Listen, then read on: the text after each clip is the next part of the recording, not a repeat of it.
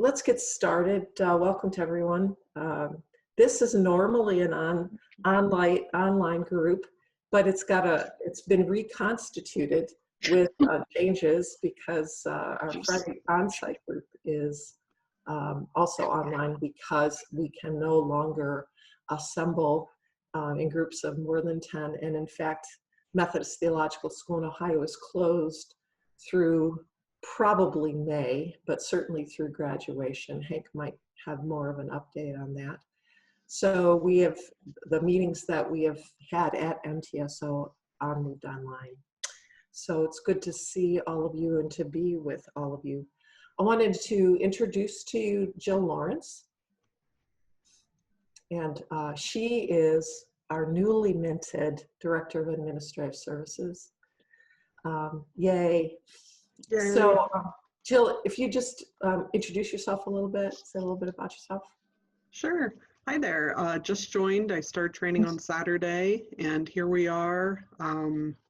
I've been a stay-at-home mom for the last 8 years with 3 boys. They're 14, 11, and 8.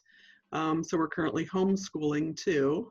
My husband is also working from home, so we are, spending a lot of quality time together.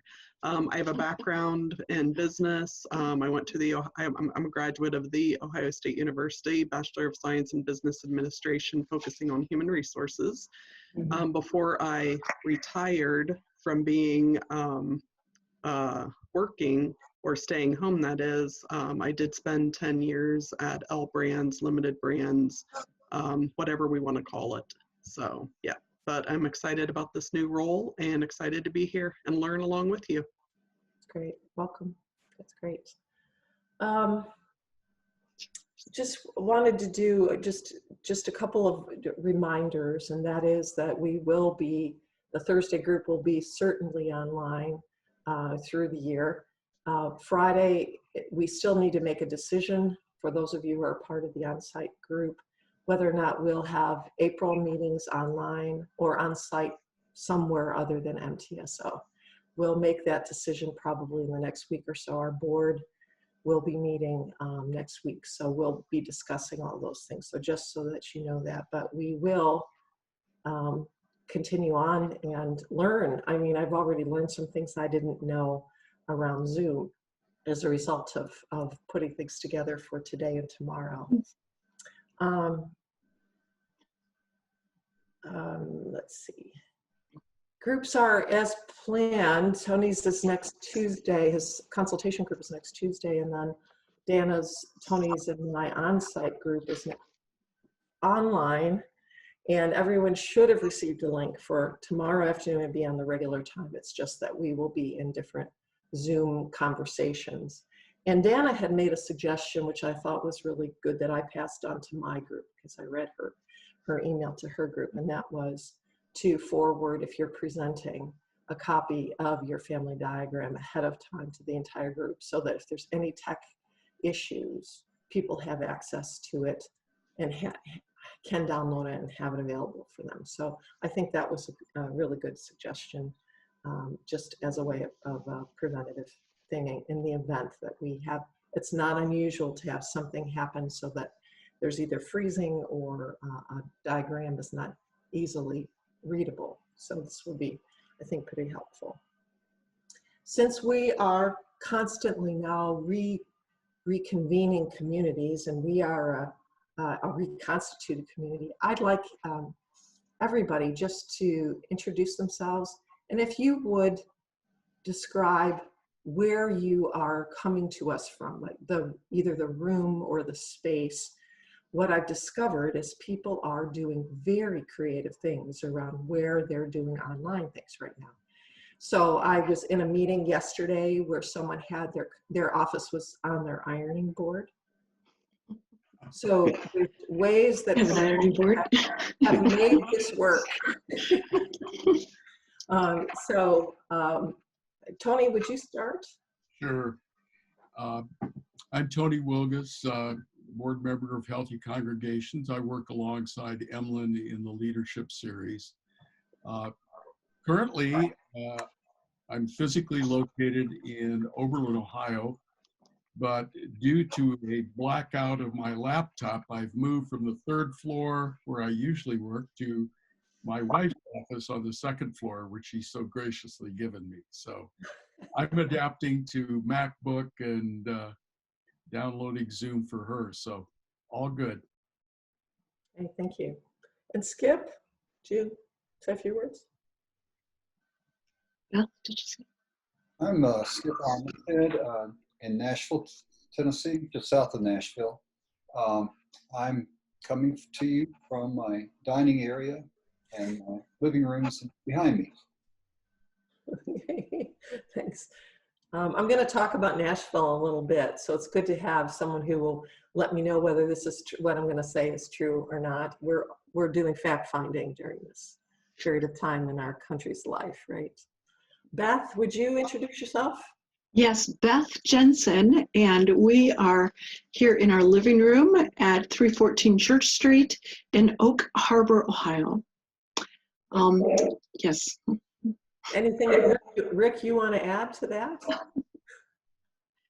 I'm Rick. And I am in the same living room with my wife. Yes. So I'm noticing that in order to have us see you, you're having to do a lot of togetherness. So may this be a good time for you. Thank you, Emlyn. We're enjoying it. Actually, yesterday at night, Bob said to me, we're going to be spending an awful lot of time together. So this is an interesting way we can observe how we are together too. We lived together in London at one time in a very small flat, and we're hearkening back to that time. Yeah. Dawn Victoria, would you introduce yourself? Certainly. I am Dawn Victoria Mitchell, and I am coming to you from the kitchen of the rectory that Trinity Episcopal Church owns. And I am in the dining room.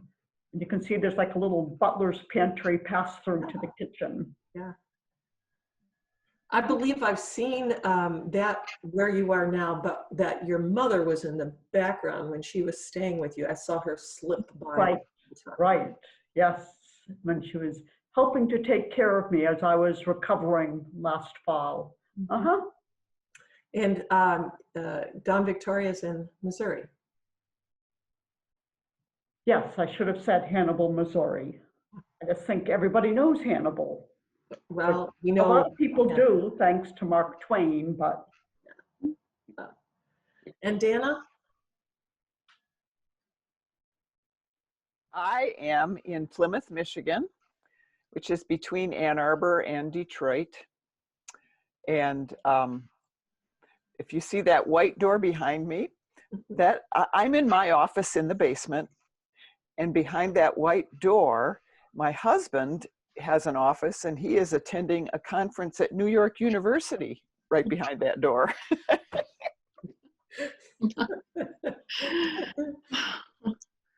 Amazing, isn't it? Yeah, on climate change. Oh, wonderful. Thanks, Dana. And Hank.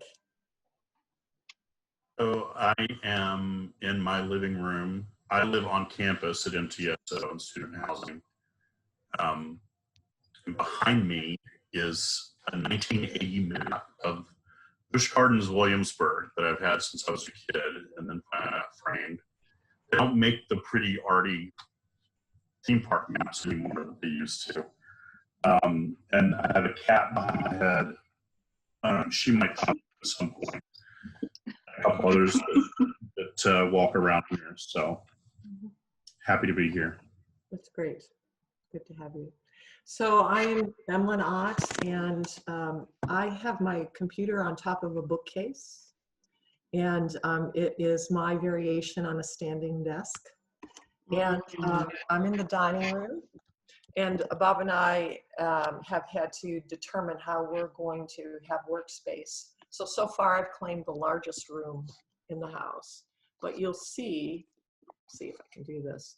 On one side of the dining room table are all the projects that I'm working on, And on the other side is preparation for taxes. So one of We the, gotta remember we taxes. have for years filed extensions. And our goal this year is to not do that. We'll see how that goes. But the tax receipts and so on On the are way to the all kitchen. laid out as constant reminders. But, oh, The IRS has given a 90-day extension. Perhaps you know that. I do. You know, wouldn't that be great if we, in the midst of all of this, we actually turn things in on time? We'll see. At least there's a built-in grace period, right? So I've got some thoughts to share with you today. I'm going to share my screen and bring up a PowerPoint. And then there are a couple of exercises I'm going to have us do both as a whole group, and also I'm going to send you, and Jill's going to help me send you into small groups for a period of time later on in the discussion. There's one other thing I was going to say, but now I can't remember what it was. So let me do that.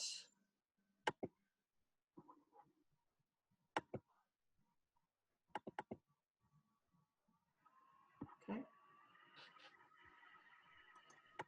Hmm. Can everyone see that PowerPoint? Yes. Mm-hmm. Okay. Yes. All right. I'm going to move it so that that's bigger for you. How's that? That's perfect. Yes, good. So it's really interesting to me when Tony and I met last year, you know, almost a year ago, to discuss the topics that we wanted to move ahead with. And last month, I wound up presenting on something that I wound up not knowing I would be presenting about because it had to do with another presentation. And then in preparation for today, I was thinking about the two ideas that I had last year. And then given the fact that we're dealing with circumstances that we would have never expected a year ago, I just thought I would take some of the things I've been thinking about both those previous topics and perhaps apply them to our current challenges, which are unprecedented in our life together, and just think with you about how Bowen theory, emotional process, family systems, congregational life, leadership, all those things might be stirring something interesting in our life together. So I'm calling this Leadership in an Era of Shifting Sands. And originally I was just thinking about talking about denominational shifting sands, but there's so much sand that's moving around and getting in our eyes and creating mountains and molehills. So just want to share with you and hear your good thinking about some of these things as well. So our book of the year by Robert Creech, Family Systems and Congregational Life, makes a point that practical theology is a discipline that is particularly oriented towards the application of what's going on with our faith life and then action around that. You'll see in this slide one of my favorite artists, Lalo Garcia, a Mexican artist. This is one of his wonderful religious-oriented paintings. It's actually available for you to buy if you want to in a Giclée print, but it's called The Good Pastor. During this time, the ability to listen and observe well and thoughtfully is probably at a premium. And Creech said in his book, in the book of the year, the disciplines of practical theology invite us into being able to look at what's going on, observing it, what ought to be going on also, and then how might we respond, and the interplay between those three areas. It's not just the observation of what's going on. There's also a vision for a possibility that might be just a little bit different, not necessarily about everybody else, but about how we operate, and then making the decision about how we want to respond. And practical theology is a discipline that is oriented towards action as well as contemplation. So the relationship between the two, it's not just about thinking well or having a well-formed theology or well-formed faith perspective, but being realistic as well as visionary in how we look at the world. So I want to talk a little bit first about what you're observing. One of the key pieces of Bowen theory is doing some observation and also kind of looking at how thinking and emotions relate to one another or don't. So this slide actually is from Wuhan, China. This is the major bridge over the Yangtze River. And you can see that Wuhan, I believe, is just less than 1 million residents in Wuhan, but you can see there's no one out and about. So I wonder what you are observing, not necessarily about China, but what are you observing about the relationship between thinking and emotions right now? And just ask that, I can't have everybody up on my screen. I'm going to try and put you all up at the same time. Let's see. If you would just indicate that you'd like to share something about what do you see the relationship between thinking and emotions right now?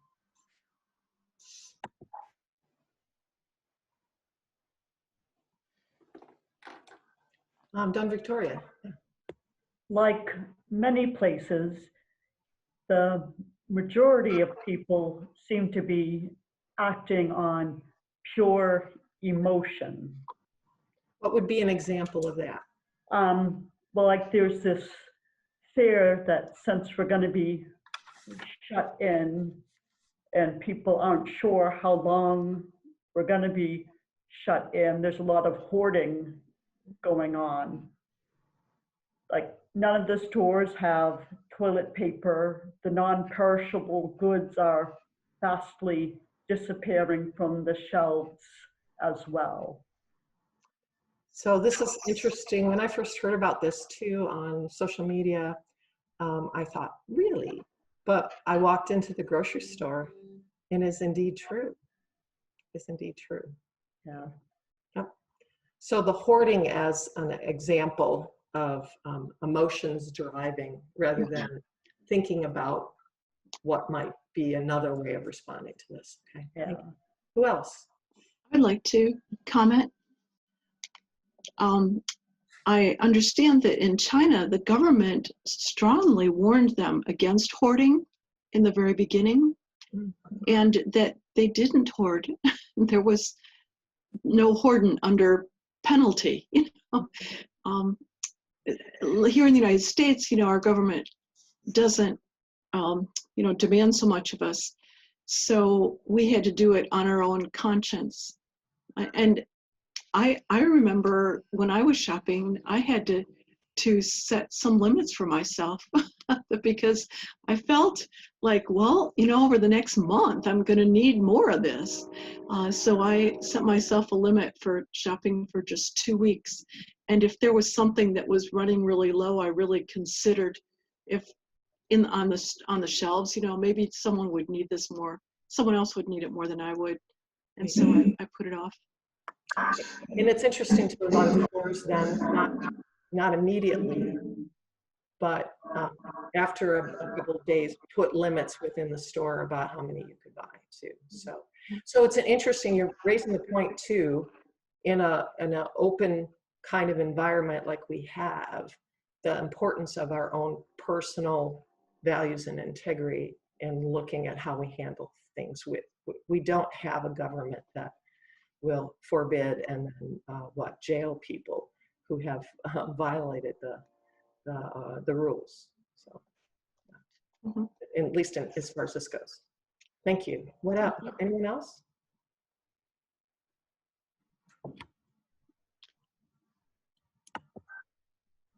We have a daycare center at the church that I serve, and we had they stayed open because DeWine said the daycare could stay open for now. And so Monday, we had parents who had been asked to stay home from work because they just come home from a cruise. So they were being self-quarantined at their home, and they sent their little girl to daycare. Mm. And the teachers totally panicked over that because the little girl said, "My parents are home self-quarantined because of the coronavirus," you know. So I'm not sure where their minds were when they sent her to daycare, but I saw the reaction of the teachers when they realized that, you know, there could be some. So that's more of the emotions playing out and not the, So the emotions on the part of the teacher, but also thoughtfulness too, and then wondering in what way it was emotion or thinking on the part of the parents. yeah. Perhaps not understanding and every day's been new information about how this virus operates too. So we're learning more and also getting more realistic information too. So yeah, great example though. Yeah, Skip. I posted on my Facebook page, where God doesn't give us a spirit of fear, but of power, love, and a sound mind. And I've been using that, like when I get nervous or panicky or whatever, I've been thinking, okay, I have the power to think about this. I can overcome this. This is loving. And what's the rational thing to do? Doesn't mean I don't have emotions. It's just that instead of them controlling me, I'm trying to control them. And that's just one thing. There are other things, but I'll just leave it as that. Yeah, thank you. Thank you. And what has been the impact for you of disrupted patterns of work and home life? How's that impacted you?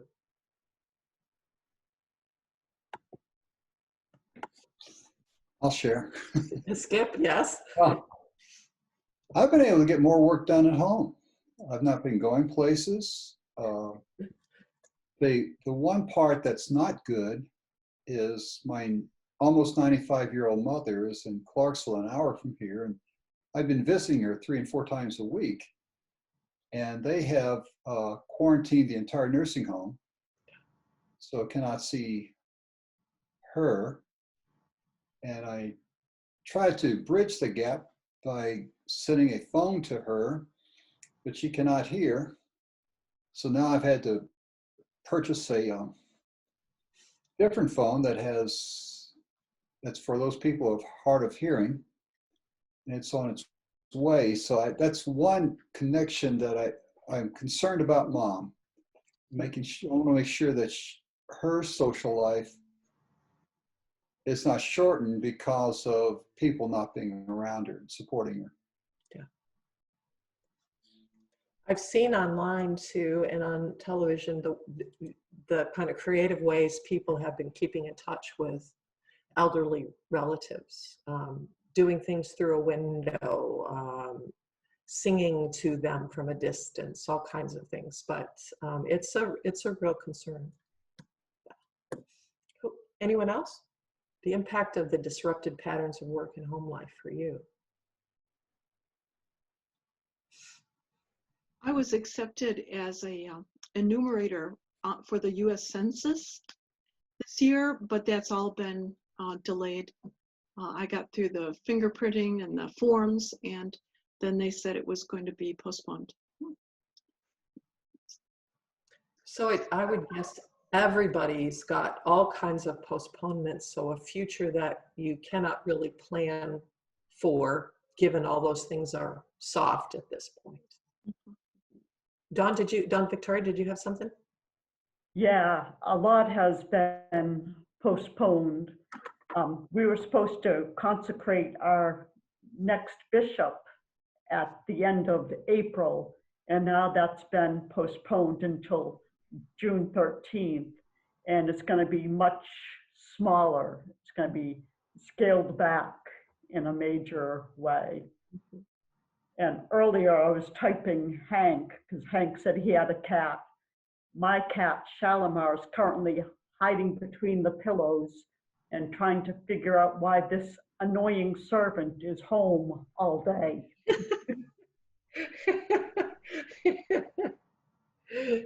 For more service, right? Yeah, Skip. Oh, one thing I've noticed about a few of my friends has not been disruptive. We've gone to live streaming worship on Sunday. And some of my friends confessed to me they were still late showing up to worship from home.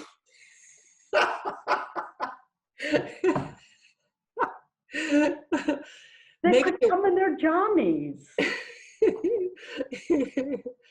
Well, my Sunday school class still met, and yes, most of my class were in their pajamas. So, we met by Zoom is what we did. Yeah. But, habits die hard, don't they? Yeah. Anybody else?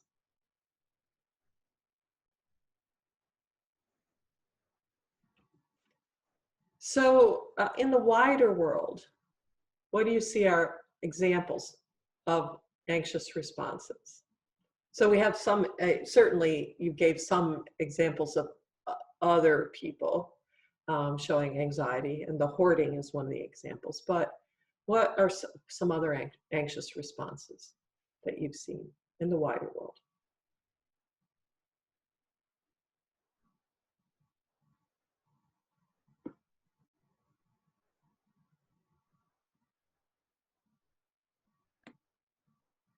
Yeah, yeah.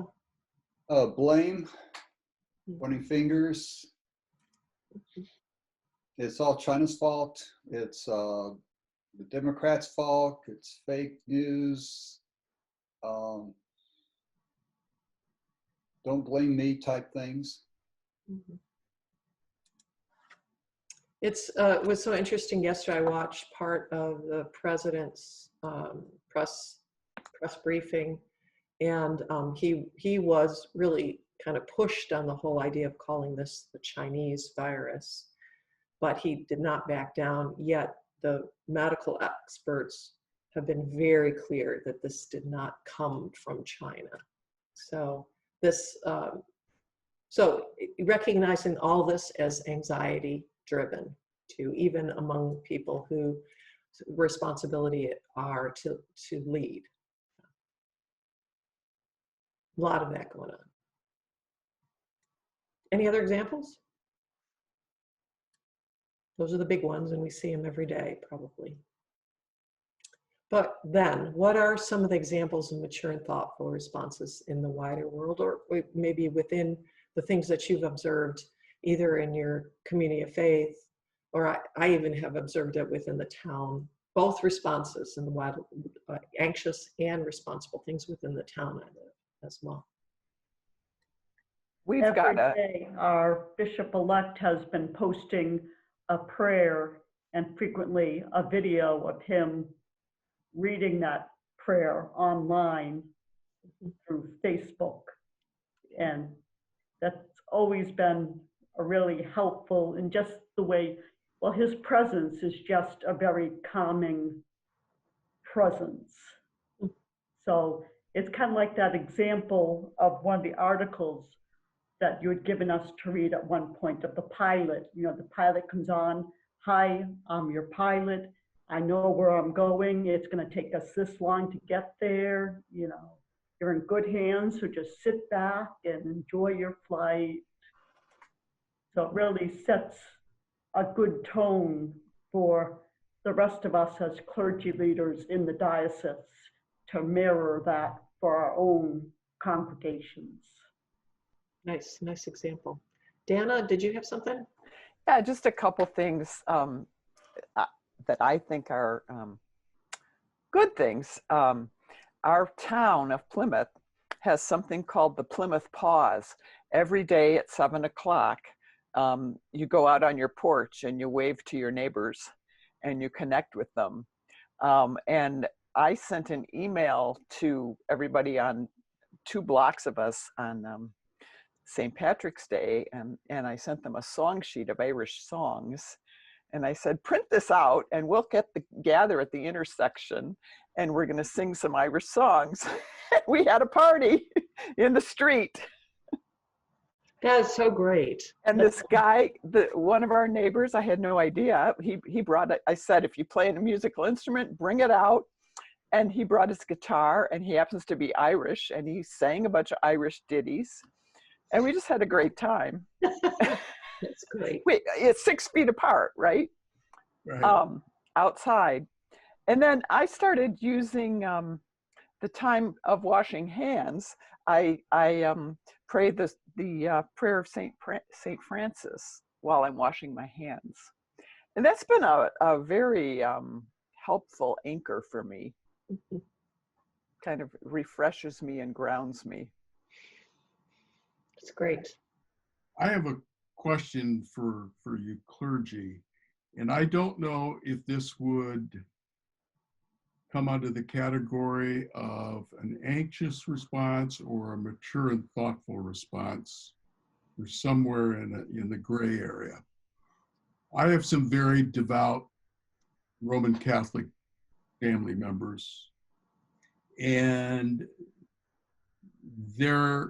first of all, there is the human need to explain what is happening.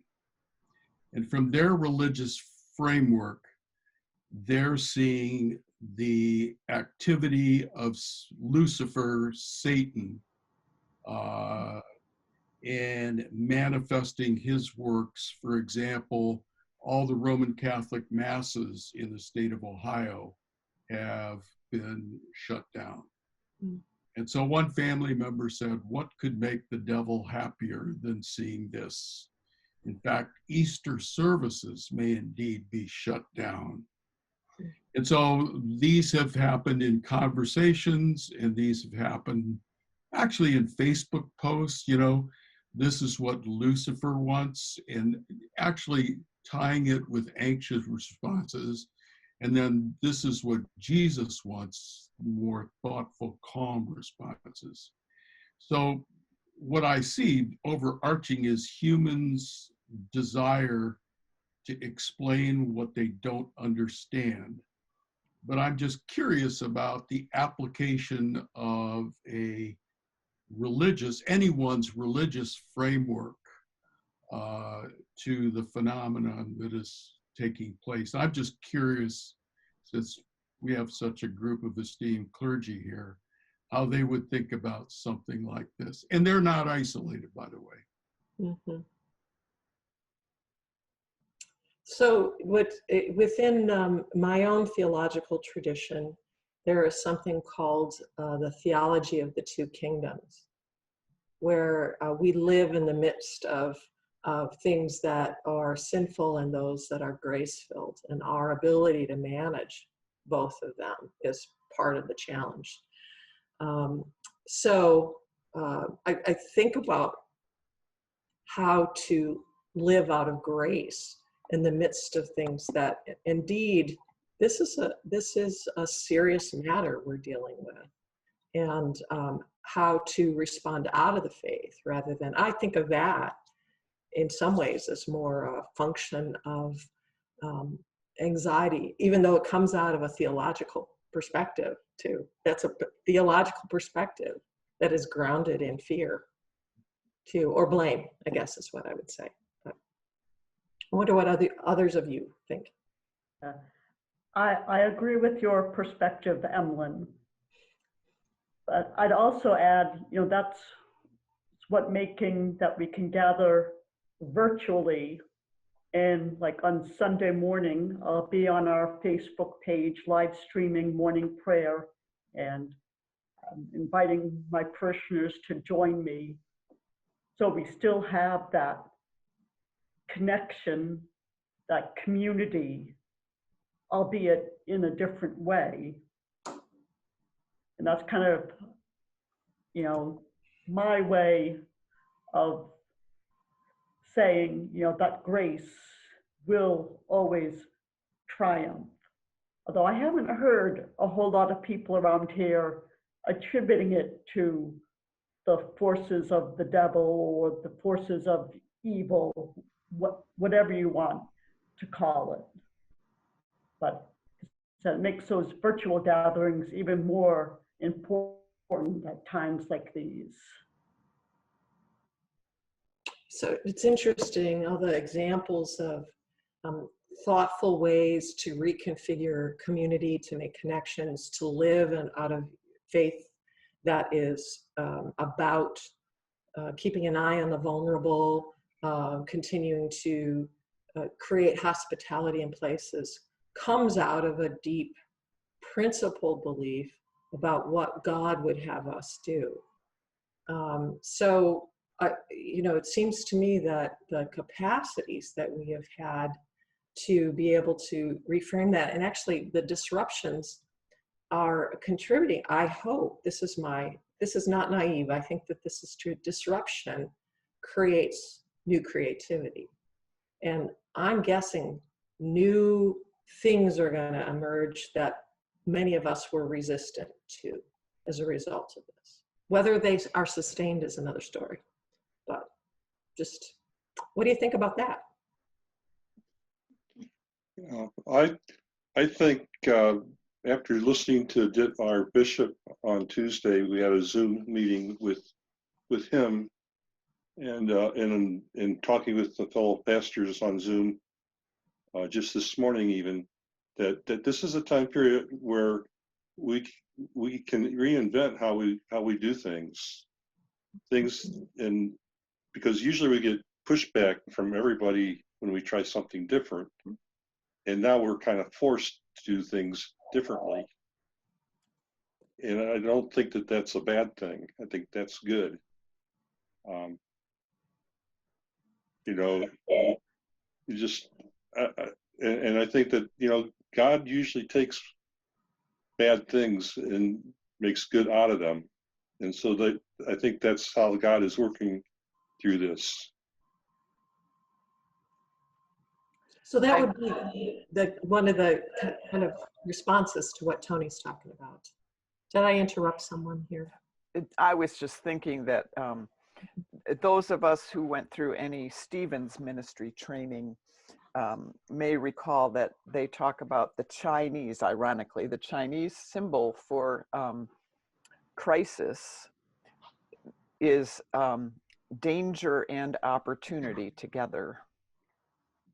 And I just keep looking for the opportunities. I was just in a conversation with somebody else earlier today who said, this could be a reset. And I don't know, maybe I am naive, but I not that I would wish this, but it's almost like we needed it. We needed something to bring us to a halt. The momentum that has been developing around such unhealthy immaturity. Right. I got a note last week. I had sent out, Don Victoria got the note I sent out to all the Doctor of Ministry students at Bexley Seabury, and I got a response from someone within that network who said, and I thought that this was really helpful for me to think about, our responses at this time need to be about something bigger than just taking precautions. How to think about why we're together, how we're together, and what a great, this is me talking, isn't that what Lent is about? Is being able to sort of rethink our faith. And we also can get into patterns about how we look at Lent over the years that we're involved in church. So this is a whole new pilgrimage this year. Anyone else, folks? Yeah, Skip. I guess a way to kind of sum this up is, whatever the source, Tony, whether it's the devil doing a mistake or just the germs going wild, act of nature, whatever the situation, if we start blaming, then we miss the opportunity to produce something good from it. So we have to take the hand of cards that we're given and just play them the best we can and make something. So anxiety I always say that anxiety is an opportunity for growth, and obstacles are an opportunity for transformation.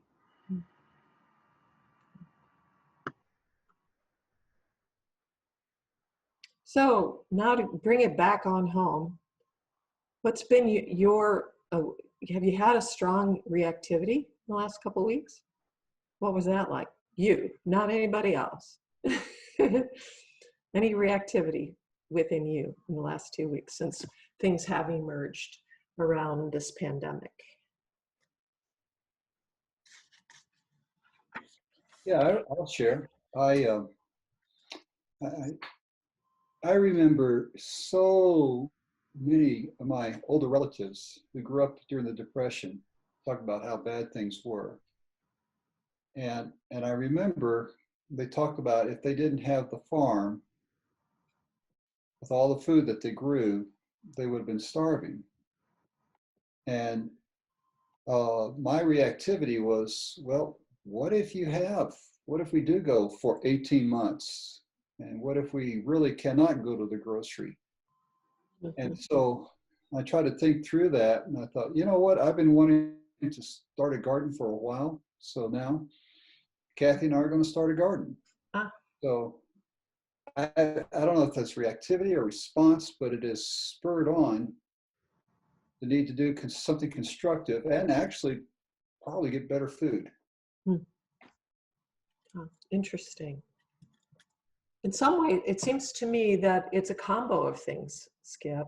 And, it's about being more observant and also just looking at what values are important to you and living out of them. Anyone else willing? Any reactivities? I'm not sure if this is exactly a reactivity, but I do have a few members of my parish who just can't understand why we're needing to do the physical distancing and reimagine, doing possibly even Easter Sunday online. They just think everybody's just totally blowing things out of proportion and overreacting. And what was your reaction to that, Dawn Victoria? I explained that, it's not so much about us, but it's loving our neighbor as ourselves and keeping all those whom we interact with on a daily basis healthy. That sounds very reasonable.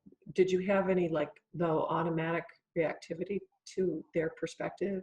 Like think, oh, that's ridiculous, or yeah, that maybe this is overblown. I mean, what was your response? Or reaction, I should say, not response. No, being someone who has a bachelor's degree in biology and was the teaching assistant for 2 years in the anatomy and physiology class, I totally understand why we need to have these precautions. Yeah, I would have to say in the beginning, and this may have been denial, but I would thought it was overblown at first. There was an overreaction and so on. That was my reactivity to decisions that were made and so on. And as I grew more able to understand what was going on, it made more sense. But in the beginning, because of my lack of knowledge, I think I was also similar position. I didn't do anything about it, but so it would be a common thing, I think, to have a reaction to the change if people don't have information that helps them. And even if they do have the information that they that would be helpful. They may not listen as well. So. What about any of you personally, your reactivity to things? I mean, have you all been just thoughtful, grounded? Evelyn, I had two periods of reactivity. One was 2 nights ago when there was a positive COVID-19 test in Lucas County. That's as close as it's been so far to us. And I pulled Rick to me to pray, because I was frightened deep in my soul about that. And then this morning, I was walking the dog, and our area a block away is a funeral home.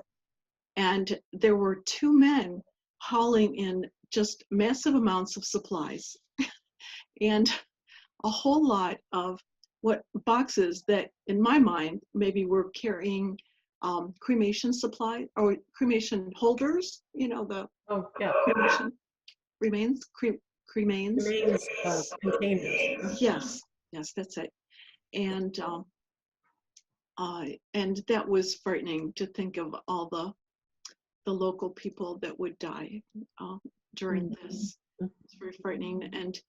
And when I'm on the fly like that, I go back to Psalm 37, where it talks about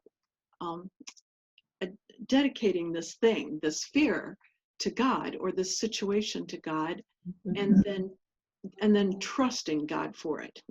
And I felt my whole body just change when I said, I'm going to trust you for this. Like every cell in my body relaxed.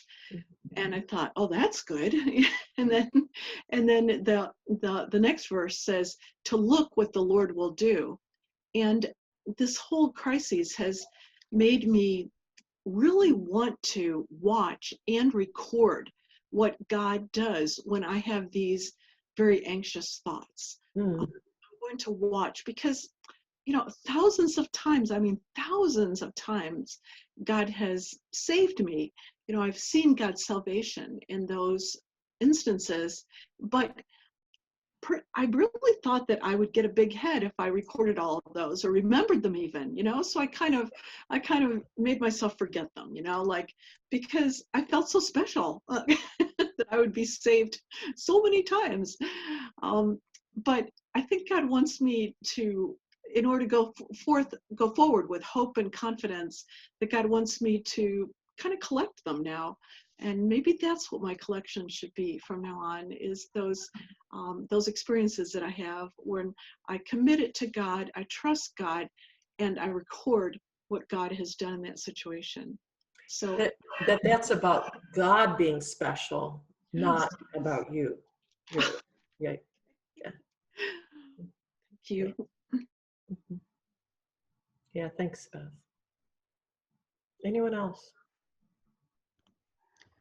I've been surprised of the reactions of other parents, either it be online or, when the schools were announced that they were closing, that parents were overreacting, and I was surprised by their reaction of, well, how do these schools expect us to educate our children?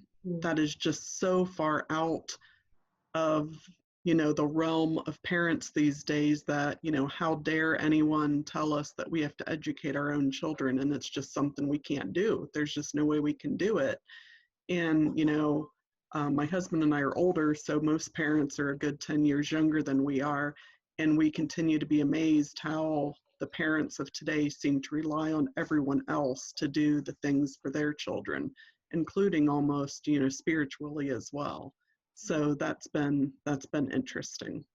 It's a really interesting observation, Jill, too, that being overwhelmed about, as you say, dependency on others to do things for, and whether or not any one of us has the curiosity to see this as a challenge to learn, or, and I'll talk a little bit later about how that comes from family experience too, that if we have developed a sense of resilience because we have been able to meet challenges before. We've got more stuff in the bank, but being overwhelmed emotionally, and I think of that as I don't feel equipped to be able to teach my kids or whatever. And you're describing it too as that people are more dependent maybe on the resources of other people rather than their own too. Yeah, very interesting.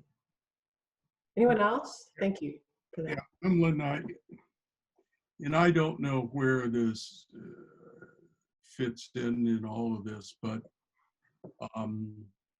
about a week and a half ago, a family member died as a result of a homicide. Just horrific. And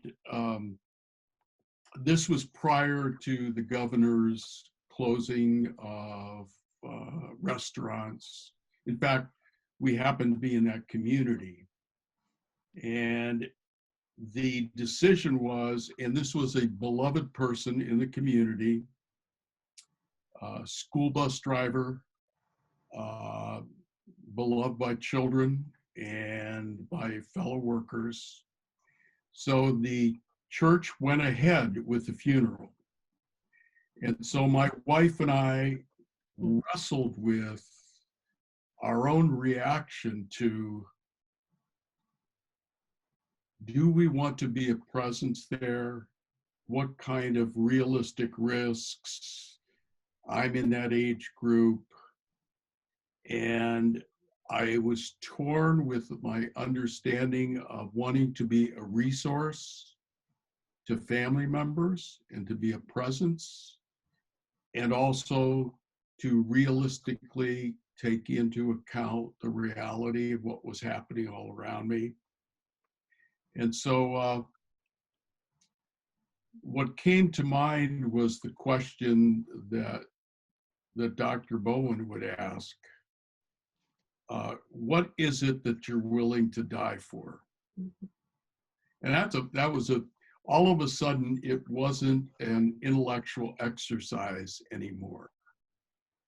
And in the midst of my intense reactivity, the desire to not be in a large group, my wife and I decided to go to the funeral.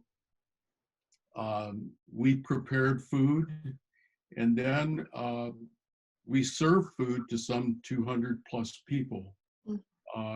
Wearing gloves, everybody used hand sanitizers, kept an appropriate distance, but certainly it was a test of, what do I really believe in the midst of my reactivity? Would I be willing to expose myself based on what I really believe? So that's, somebody else might look from the outside and say that was pretty foolhardy.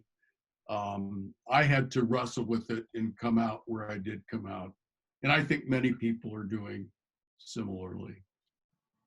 Well, you'll have a chance in a little bit to do some practicing in this area as part of this presentation too, in addition to the kind of the real life example that you're giving, Tony. Thank you. Yeah. So one of the things I want to just give to you at this point is to think about, we won't have more discussion about this, but the ways in which your family, the family that incubated you, has been a resource for you in both whatever your reactivities might be or your sensitivities, but also the examples of what are the principles or the strengths and the resilience that are a part. So these pictures here on this slide are of people having some discussion and argument, but then the other picture is actually of this is my father's mother. It's right in the front. That's my grandma Ott. And to her right in the back is my dad. And then to her right in the front is my mother. And then the two other people are a great aunt and really, I think it's really a second cousin. For first cousin once removed, I'd have to really explore that. His name's Dan. But the ways in which these folks have prepared me to be sensitive to some things or also in what ways has our experience in relationship or the multi-generational family contributed to things that have made it possible for me to be clearer about some things. Did I hear someone say Yeah. something? Yes, which one's your dad? The one with his eyes to the right, that's my dad. I thought so. Yeah. Right. Yeah.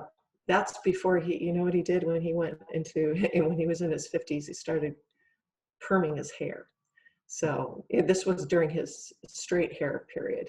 So his natural hair period. So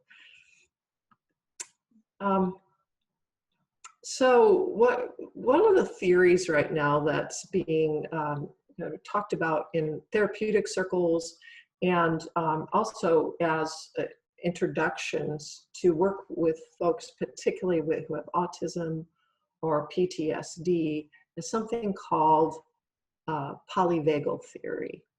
And what I'm going to do right now, I'm going to show you a 4-minute video from YouTube that describes, in Dr. Porges's words, this is Dr. Stephen Porges, who was the researcher and the developer of the polyvagal theory.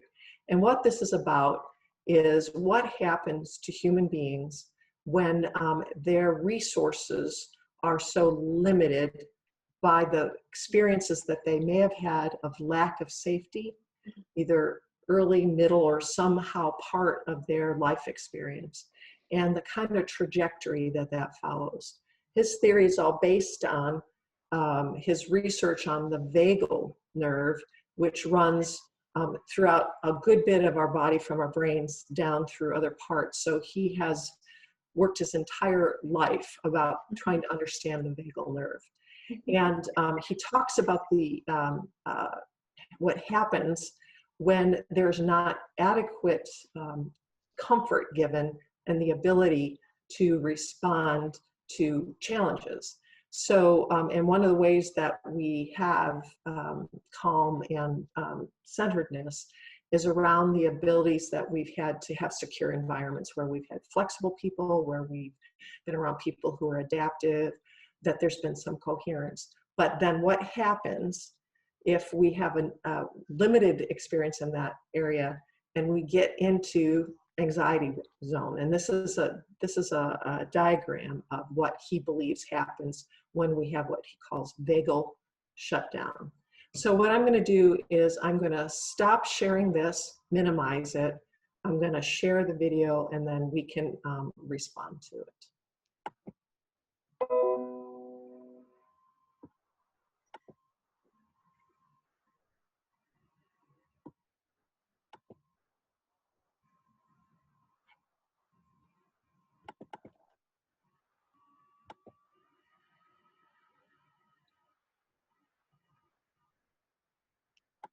Our nervous system is functionally a triangle upside down. I think the point, this is the brainstem. I'm talking about the circuits that are being regulated in the brainstem that regulate our underlying state, percolate information up to the brainstem, and the brainstem clearly is transmitting that information to higher brain structures, enabling access to different brain areas. So that when we're in safe states, we can access higher cortical functions. But when we're in dangerous states, those systems turn off and we're defensive. If we think of this triangle, each time we get higher and higher, we have greater diversity of expression and outcome. So I'm talking about basically 3 states that provide a neural platform for great diversity of expression.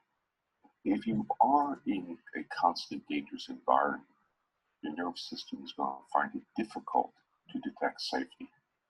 So if it can't detect safety, it's going to be in the state of more fight, flight, or a low threshold to react. And when you're in that state, you're going to misread other people's cues. So you're more likely to see neutral faces as being aggressive. You're more likely to see fearful faces as if they were angry. So you can really confound difficult relationships. So you won't be able to use people to self-regulate. They'll become threatening and reactive. So if you have a history in which there is no experiences of using people to regulate in a very pro-social positive way, people will then become threatening or damaging to you. And what I always want to emphasize is that the social interactional behavior is a neural exercise. It's a neural exercise of using newer mammalian structures, it says evolutionary newer structures, to inhibit very primitive defensive systems. So if we feel that we're in safe environments, we'll use our face, we'll use the intonation of our voice, and we'll negotiate a relationship or maintain safety by doing that. And this is what friends do, this is what lovers do, this is what supposedly teachers are supposed to do and therapists, right? If we're a little bit in a more dangerous situation, like a novel environment, we don't know anything about it, we'll go into another physiological state of support, fight or flight mobilization behaviors. And if we can fight or flee, get away from something, then we've actually negotiated the danger. But what if we can't get away from the danger? What if we're held down, or we're in a confined environment? What if we're trapped in a car or a plane or in the bathroom and someone is now going to hurt us? The possibilities that we could trigger a third circuit which shuts us down. And it's that shutdown circuit that makes it so important in understanding trauma. And the polyvagal theory articulates that shutdown circuit, while most other theoretical models of trauma and what people would call stress disorders only talk about a fight-flight system. Okay, so that's the core of what I would tell a person about the polyvagal theory. And the second component of that core is that these responses are not voluntary. Our nervous system is picking up information in the environment and evaluating that information, not on a cognitive level, but on a subconscious, we want to bring back that term, but on a neurobiological level where we're picking up features of risk or danger. And our nervous system puts us into those different states. And we can become aware of that because when we're in certain environments, we may feel our heart pounding. We ask the question, why is my heart pounding? And then you'll say, well, something in the environment must have triggered it. But often we don't know the cues that trigger these things. So the point I want to make is first that the polyvagal theory provides us with an understanding of three neural circuits that support different types of behavior. One is social engagement behaviors in safe environments. The other is fight, flight, and mobilization behaviors. And the third one is really a shutting down, a second level of defense.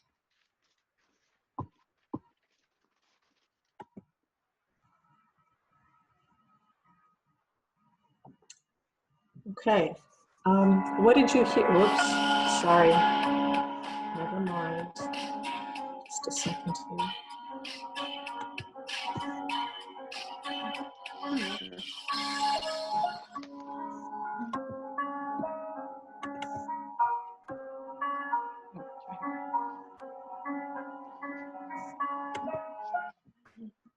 Don't get anxious about it. So, yeah, there. That would have been for extra credit for us to watch that one. So, so what did you hear in all of that?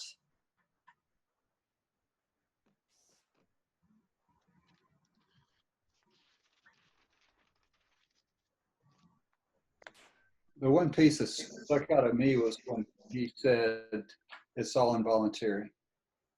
The automatic part of it. Yeah. Yeah. Yeah. And as much as we, that there are some things that just happen that we have no control over. And we have no control over others, but certainly we don't have any control. That's one of the reasons I asked you, what were your reactivities in these recent days? Just be able to observe those because we all have them too. One of the things that occurred to me is that, I mentioned that Bob said we're going to be spending a lot of time together. So my first reaction to that was, how maybe we're not going to do very well with all this time together. That's a reactivity, and that comes out of my history too. Whether, to raise those kind of questions, are we going to be okay? What else? Anything else?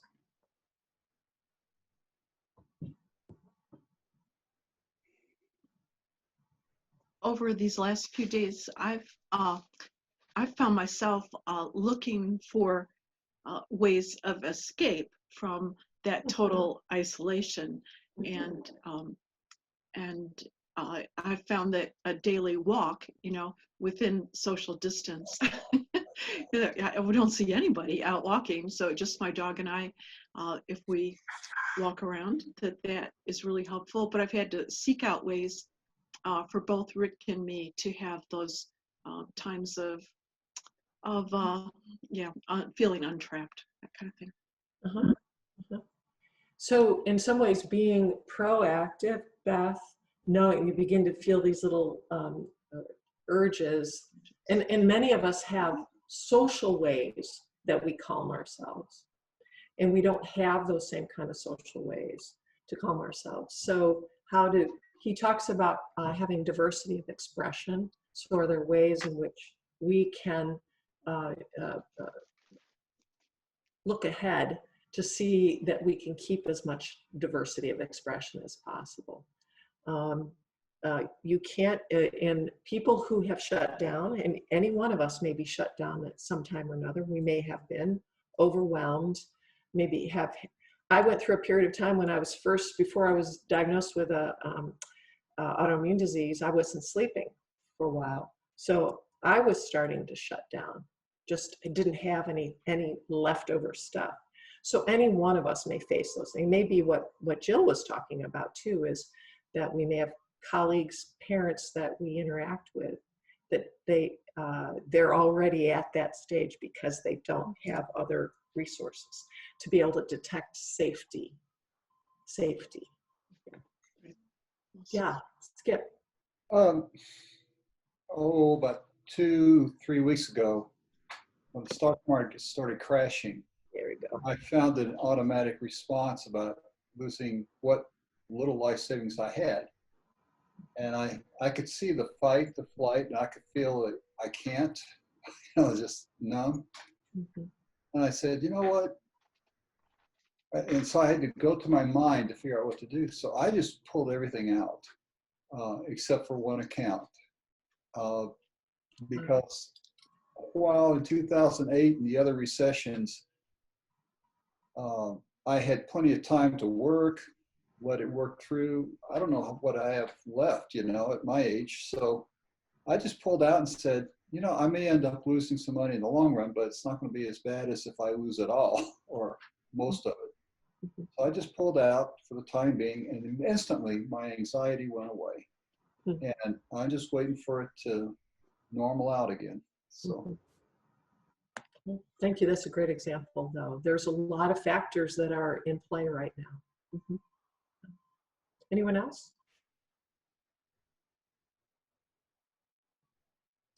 I have another short, again, 4-minute video to show you that I think is the best description. I wanted you to actually see Steve Porges and see how he talks.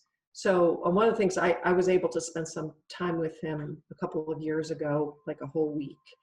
And one of the things I found was really interesting, and I wonder and asked him about the fact that how he engages with people is extremely oriented towards soft language. He looks at you kind of with soft eyes. His voice is gentle and so on. And I asked him if that was one of the ways that he dealt therapeutically with people. He primarily now does research with people with autism. And he said he didn't much know what it was, but I thought that his presence was really interesting. He also advocates for the use of various breathing exercises as a way to down-regulate and up-regulate too, so that you slow down the automatic and then also provide space as you're dealing with a stressful event. So particularly deep inhales and slow exhales in breathing, and also different forms of flexibility exercises like yoga. I'm going to share the screen again, and I'm going to show you actually what I would, it's a particular series of both podcasts and videos that are really interesting, I think, down to the bare bones of introducing this, this way of looking at things.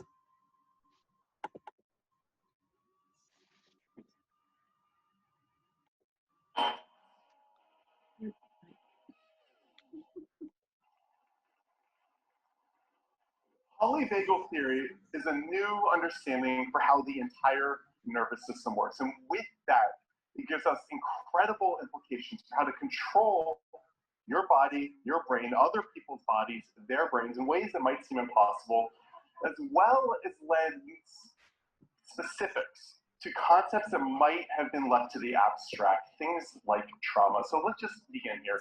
What is the autonomic nervous system? The autonomic nervous system is the automatic nervous system. This is the part of your body you don't consciously control. It's your heart, it's your breathing, it's your digestion, it's your spleen. You don't think to yourself, Seth, I want my heart to beat. It just beats on your own. Otherwise, you would never be able to sleep at night. So traditionally, the autonomic nervous system has been divided between these two halves that are kind of viewed as in conflict with each other. At any given point, you're Bruce Banner or you're the Hulk. You're either in your parasympathetic mode, that's your social mode, you're resting, you're relaxing, you're eating, or you're in your Hulk mode, your fight or flight mode, your fighting mode.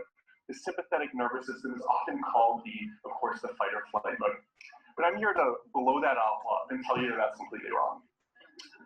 Because the way the nervous system works is not that simple. And in fact, it's much, much more interesting. But in order to understand why, we need to go back in time and understand why the autonomic nervous system evolved the way it did in the first place. So first of all, the number one job of the autonomic nervous system is to keep us alive.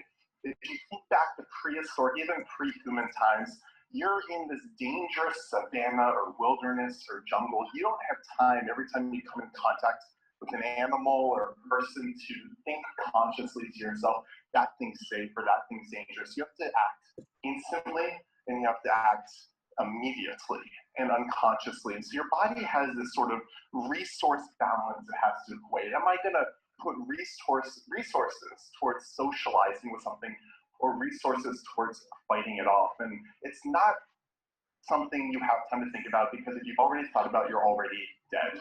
And the way we do this is in a sense we're going to call neuroception. What neuroception is, this is the way our bodies unconsciously scan the world around us and look for signs of safety and signs of danger and use that information in order to influence all of these things in our bodies that we don't constantly control. Every time you meet somebody, your neuroception is scanning them and saying, are you safe or are you dangerous? And the answer to that question tells you everything. So the important thing is that neuroception is instant, neuroception is automatic. When you meet somebody, you don't think to yourself, I like this person, I'm gonna open up. It just kind of happens. When you meet an animal, you don't think to yourself, that's a safe animal. It just sort of is known by your body.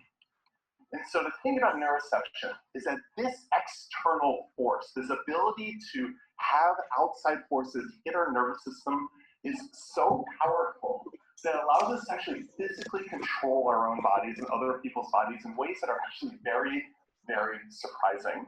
Depending on the sounds you hear and the lights you hear and the sense of safety you get about anything you meet in the world, a lot of things change about your body and about your nervous system. And the old model for how the nervous system works, that there's a sympathetic system and parasympathetic, and there's two states, that's not really the truth. In fact, there's three states. And this is something that even if there are any neuroscientists out there, no, there's like three, right? Yeah, come on. And now you're like, no, I was taught in school that there's just these two things, but you're wrong. There's three. And I'm gonna view this as like a traffic light. So every time you meet somebody or meet a thing or animal, your body has to kind of determine how safe are you. When it does this, let's just feel like a traffic light. So if you feel that person is safe, this green light hits. If you feel this person is dangerous, this yellow light hits. If you feel this person is more than dangerous, the red light hits. And that's a system that we're going to talk about that has not been acknowledged by the scientific community until very, very recently, and it explains everything. So first of all, this mode you're in, how your body interprets the outside world and internalizes it, this is your autonomic state. It's completely involuntary and it changes everything about your body. Nothing is the same. This is everything. Depending on your autonomic state, your body completely transforms. You might not turn green like the Hulk, but you might as well, because everything inside your body is different depending simply on how safe you feel. And this is the filter through which you experience the entire world. Smells smell differently. taste tastes differently, sights seem different. The same person or experience when you're feeling one way will come off to you as pleasant. The same person when you're feeling upset will come off a different way.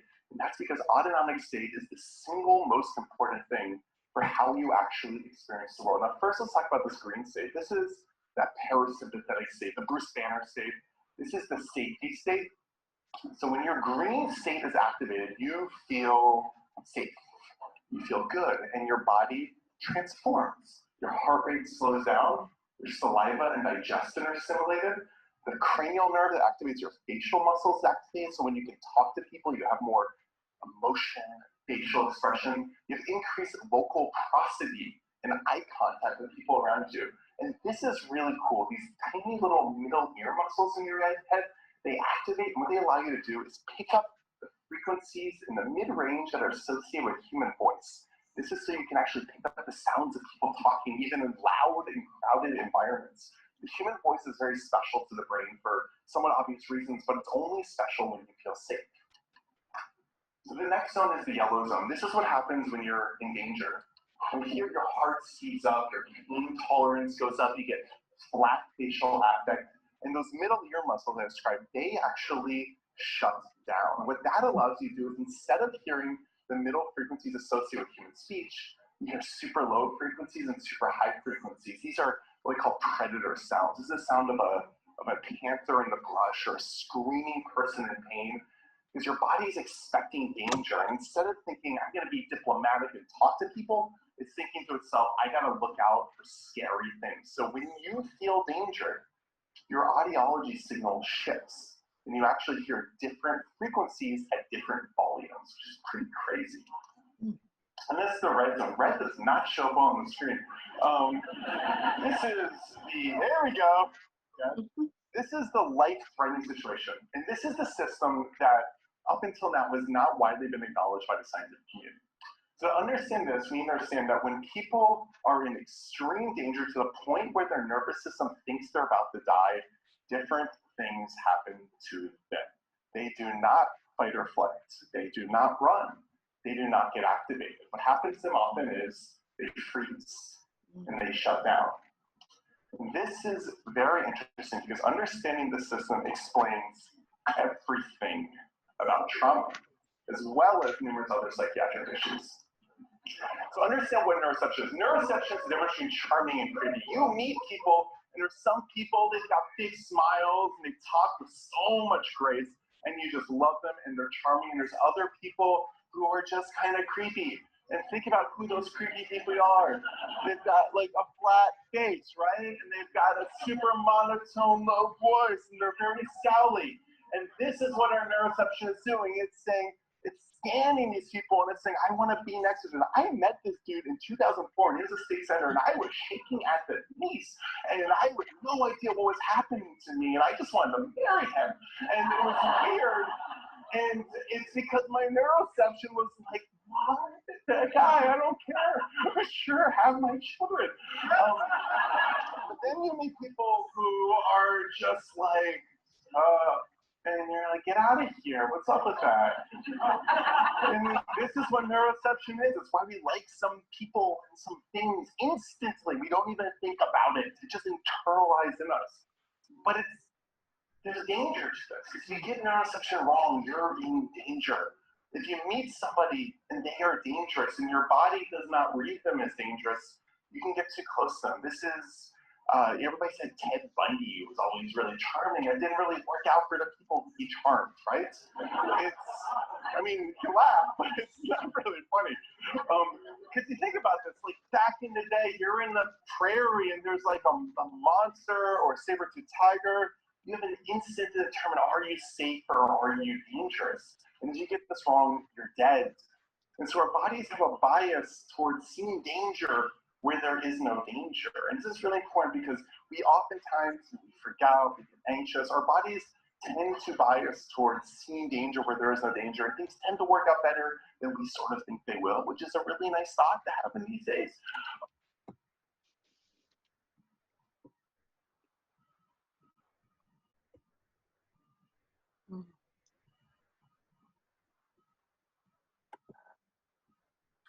Okay. So this would be Seth Porges's view of the polyvagal theory and the fact that our perceptions about what we're dealing with are so automatic, and we have automatic signals that happen. And as we talked about the responses, both our own and of others in the wider world, we can see green, yellow, and red things going on. Any responses to this?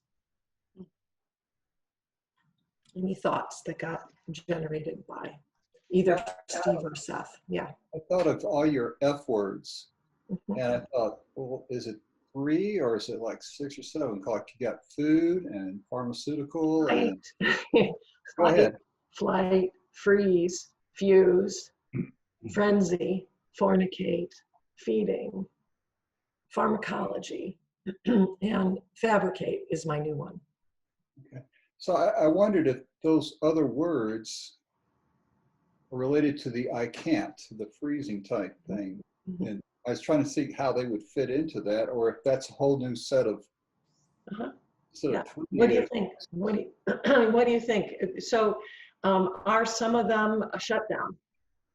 Because I've just, you know, it was a playful thing I developed years ago about anxiety generating the F words. Well, I know when I get nervous, one of the things I want to do is eat food. Mhm. And so is that a freeze? I mean, is that like a shutdown, a coping mechanism, or I don't know. I don't know if that's a fourth area or what. I don't know. Mhm. So something for us to think about. Would it be within, you know, does it fit within this particular, you know, more recently, neuroscientists have added freeze to the, you know, the responses of people being overwhelmed. It was just fight or flight. But there's no question that, well, I think that was Jill's example about her colleagues that are parents with her, you know, the same age as her kids, that have kids that are the same age as her kids, that they're freezing. They're starting to shut down because they don't think they can have, they can do what they've been called to do. What do the rest of you think? And I know some of you are familiar with, I developed these F words as sort of a playful way to think about how families and individuals react to anxiety in their everyday life, and just as ways for people to kind of monitor themselves. And in part, I first developed it because the traditional F word is something that you won't say out loud. So I had this dramatic way of introducing it, and everyone would kind of go, "What are you going to say?" And then it's one of the things that people seem to remember. You might add freaky. Freak out, right? Freak out. Anyone else? What'd you hear? Are we, so you saw some people who we've experienced online. I was watching Dr. Phil the other day. I don't normally watch Dr. Phil, just so you know. And, but he interviewed a woman who was absolutely convinced she's going to die. She had no symptoms. She was wearing a mask all the time, but she had gone into shutdown. And Dr. Phil was trying to show her some mindfulness exercises and so on to see if they would have any impact on her reactions too. So, anyone else? Does this fit in your experience? Autonomic, I mean, these are forces to keep us alive, but when they go into overkill, so to speak, we shut down. And so the question is, how do we maintain a way to stay engaged even when we enter into the freeze zone?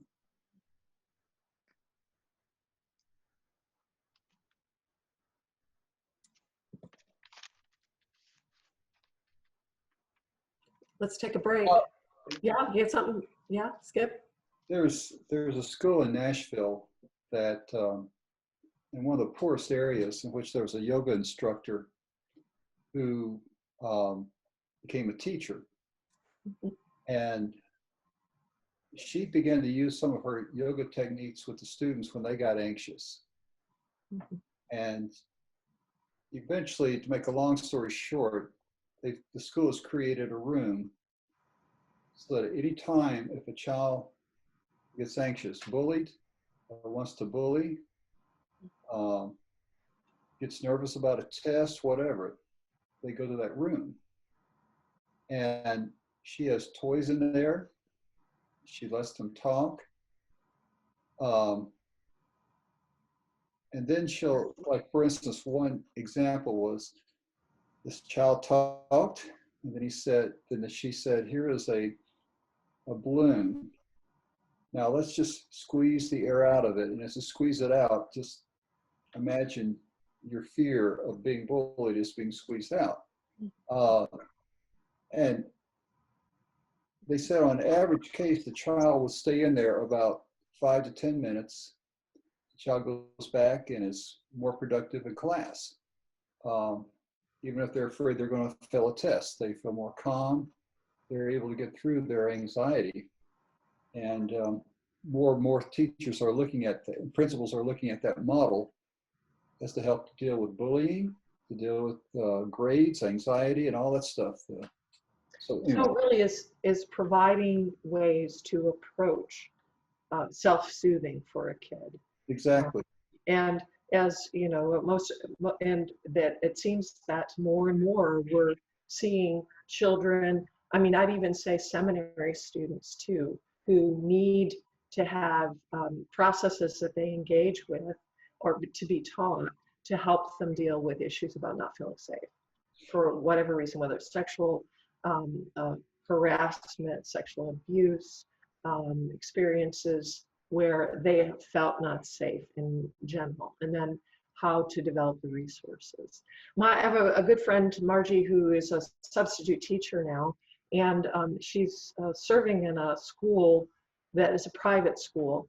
And she was with a bunch of sixth graders, and they had a very tiny assignment, she felt, but she had a sixth grader just go nuts, just so overwhelmed by the assignment. And she had no idea what was going on. She had no history because she's a substitute. And so what she did is she called the regular teacher who she knew was home and said, this is the student, she said, and this teacher said, just tell her to go out in the hall and do her mindfulness exercises. And she did them, and she came back and she finished the assignment. So, and I know this is also we do this with our parents. I can remember having something happen at school that really made me hurt or angry. I would be fine during the day. I walk in the door and start crying when I saw my mother, because I knew that she would soothe me, but not everybody has that. In this school, I don't know the exact statistics, but the absenteeism in the school has dropped to about 5%. Wow. The amount of bullying has dropped to about, instead of 200 to 300 incidents a year, maybe 10 to 15 a year. Grades have gone up. And this is one of the areas in which you don't expect anything like that to occur. This is important. It seems to me that it's dealing with the automatics that's built into us and figuring out ways for people to be equipped so that they can feel safe in that environment, and that they have the resources to not be. I have trouble with the whole bullying thing, because I think everybody can manage being treated badly. So sometimes bullying gets into blaming, the whole language of bullying. So, but how for people to have the equipment to manage the things that they're facing. Hey, so Jill, would you share your working environment there? Because you're not in the HC office, really. No, so I'm working from home, of course, and I am camped out in our master bedroom in a little sitting area here. My husband's also working from home. He started working from home on Monday, so he's in our office downstairs. And then, of course, we've got the 3 boys, and I just checked on all of them, and everybody's still alive, breathing. That's good. That's the goal, right? Keep everybody alive during all this. And no one was beating on each other or anything. So that's really exciting with 3 Excellent. boys because, whew, you know, so, but yeah, that's where we are. And, I told the boys, when the door is closed, unless the house is on fire or there's an emergency, please do not come knocking. So I don't have it locked. Hopefully that it does not come to that. No one has pounded on the door yet. So that's all good too. Right. Thanks for the update. And Sure. Skip has some humor to add. So it's going to share screen, I think.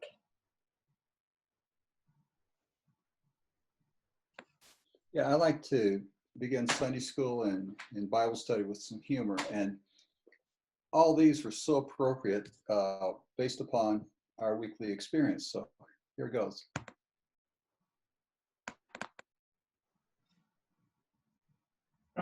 Ah!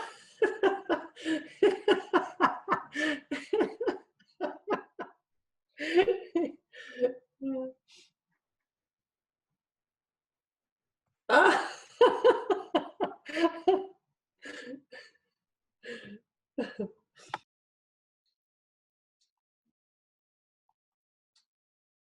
Y'all remember those things? Yeah. Sure do. Oh, yeah. I saw this. Yeah. Wow.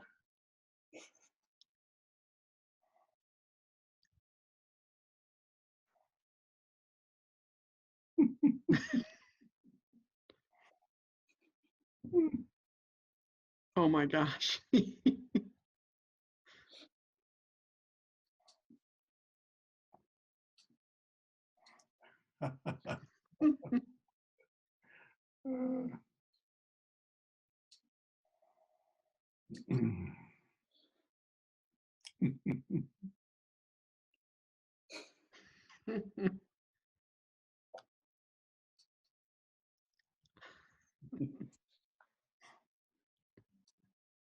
Oh boy.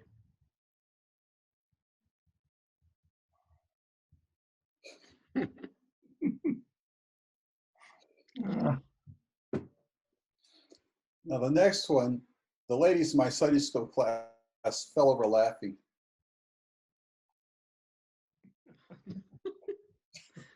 That's cute. Oh wow.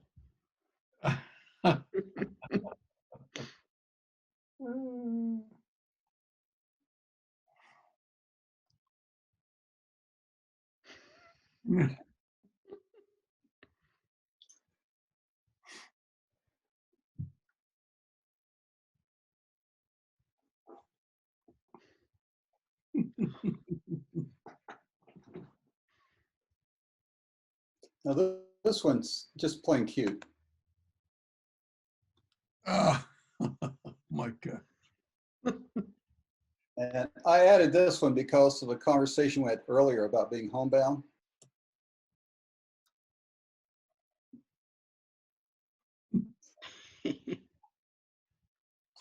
Well, anyway, there you are. Those are cute. There definitely is a theme there, Skip. Oh, Toilet I have paper a whole bunch more, but those are all the toilet paper ones. Yeah, no, it's very funny. Thank you. Thank you for lightening up our discussion of polyvagal theory too. Very, very funny. I'm going to just continue with PowerPoint here, so bear with me as I share the screen.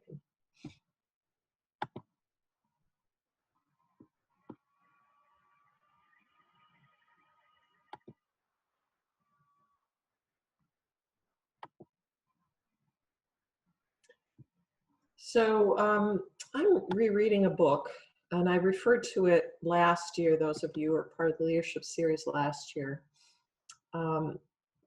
book called Shantung Compound, The Story of Men and Women Under Pressure. And we had a conversation about having a theologian and Murray Bowen have a conversation with each other last year. It was called If Langdon Met Murray in a Bar.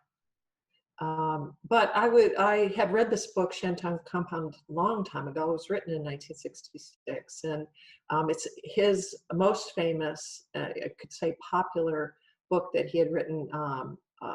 Gilkey died in, I think, 2004. But what this book is really a theological religious journey about his own belief in God. And he was trying to make sense of things for himself. He was a son of a preacher, very liberal Protestant preacher, and his mother was a business leader and also a very well-known feminist in the 40s and 50s. Grew up in a very liberal part of Chicago.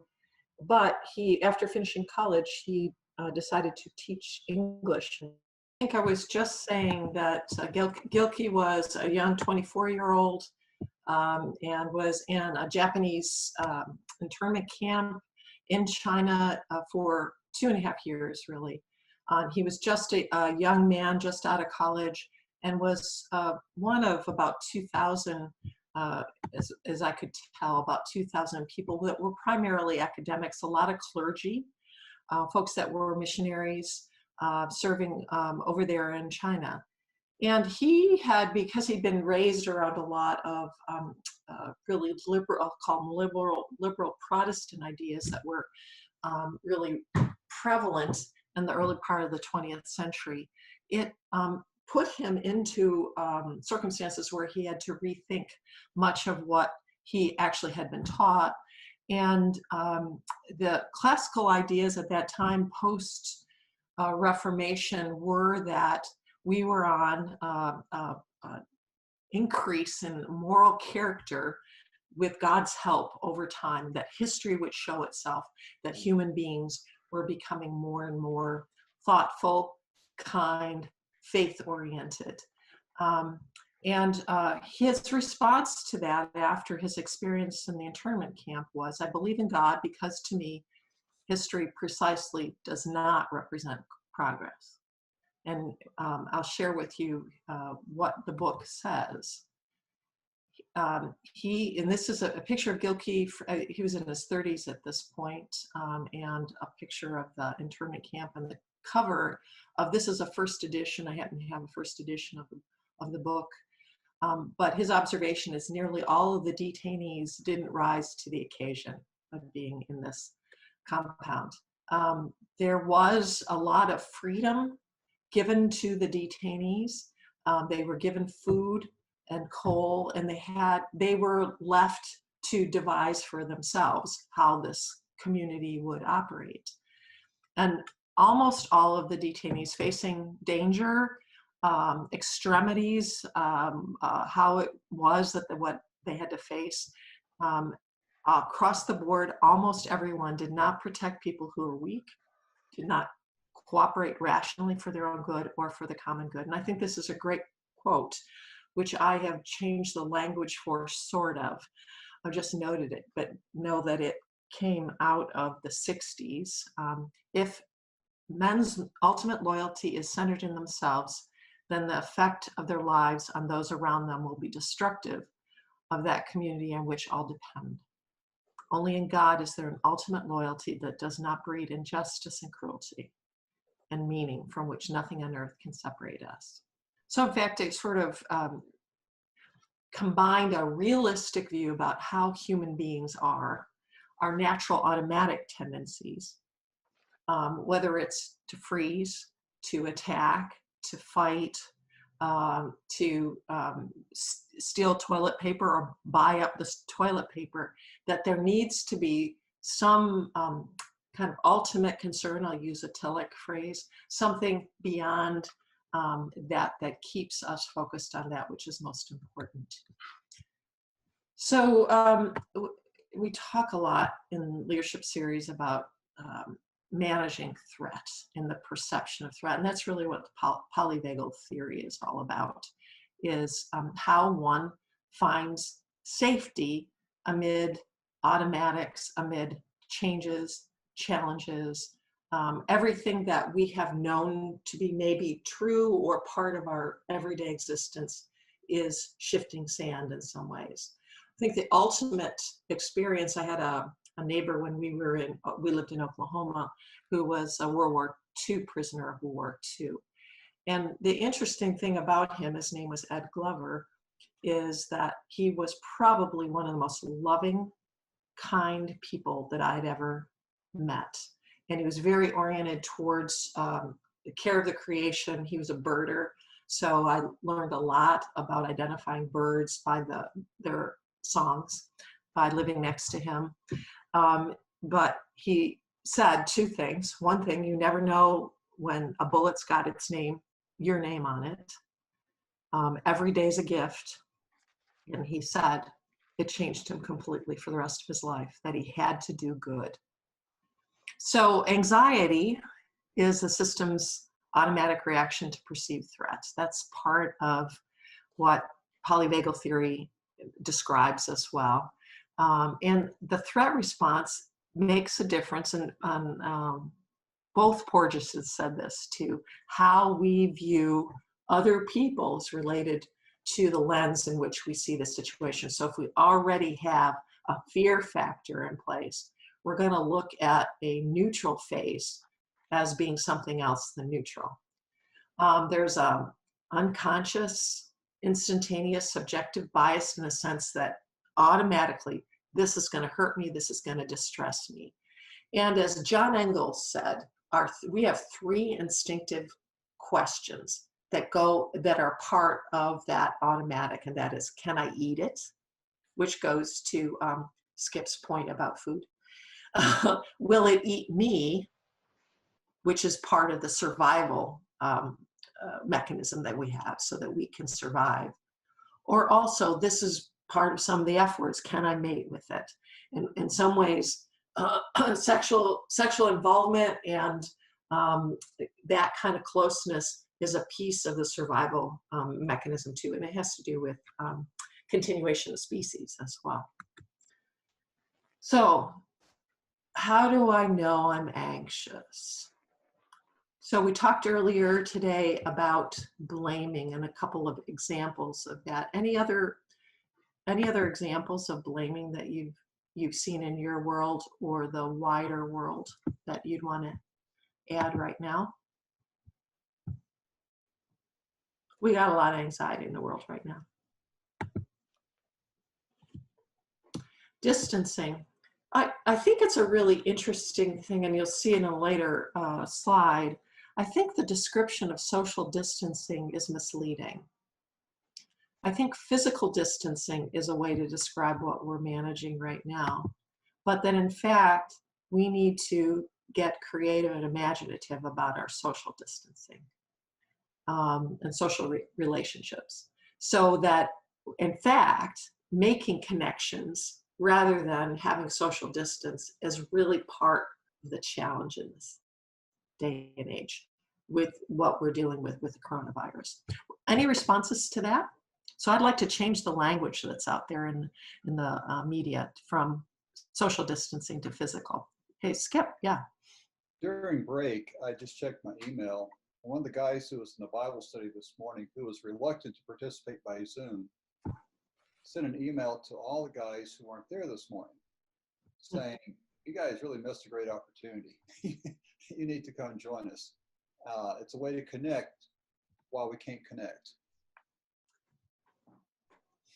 And one of the things, it's interesting, we've been talking about what we've observed too, but Bob and I have been taking walks in our neighborhood lately. There's more people walking, for one thing. And they're walking in families too. I've seen whole families out walking together. And now people are keeping the physical, like you walk by and you keep some, space between you. But also, we live in a neighborhood that is not necessarily very friendly unless you know people already. But everybody's greeting, saying, how you doing? How's everything? So the need for social contact in an era where we have to isolate in certain ways is all the more important. So I see the movement out for these walks. So for one thing, to get in a different space, but also to make connections as well. Any other stories you have about that? Thanks, Skip, for yours. Any other thoughts about that, or my wanting to re-language this? Yeah. Thanks, Emmeline, for I think it's a useful distinction, because I got to thinking, we are a highly social species. And so how do you negotiate distancing in a highly social species? So your distinction and what we're seeing is the human capacity to work around it. So that in the midst of physical distancing, whether it's singing from balconies in Rome or Siena, or what Dana described as the Irish Music Fest on the street corner, humans are finding ways to, because I think we're essentially wired in that way, to interact as a species, even in the midst of physical distance. So thanks for that that distinction. That's very useful. Anyone else?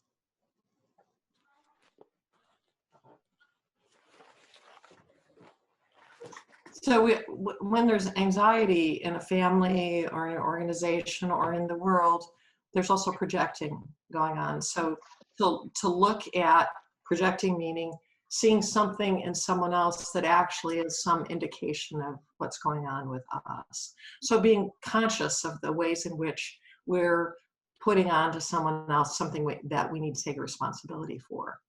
The other thing when we're anxious is sometimes that there are symptoms that would be physical symptoms, whether that means getting ill in other ways, headaches, muscle problems, blood pressure issues, all of that they're an indication of something shifting in our bodies. And the other thing that I included here is that we have trouble seeing triangles. And one of the basic things about Bowen theory is the centrality of being able to observe that we are wired to be in triangles, and that would be 3-person kinds of relationships, especially when tension is high. So we bring in a third to bring the tension down. I have been keeping a triangle journal for a number of years, and I've been encouraging some of the folks in my small groups to consider doing that, and to not about other people's triangles, but in what way can I see the relationship triangles in my own life. And that'll be something, as Jill gets used to our working together, I'll probably talk to her a little bit about how we will manage in the office the ultimate kinds of triangles that we're going to have to deal with in working together too. So anyone else keep a triangle journal, or do you notice what happens when your anxiety is high and you can't see things in the same way? Observations from you?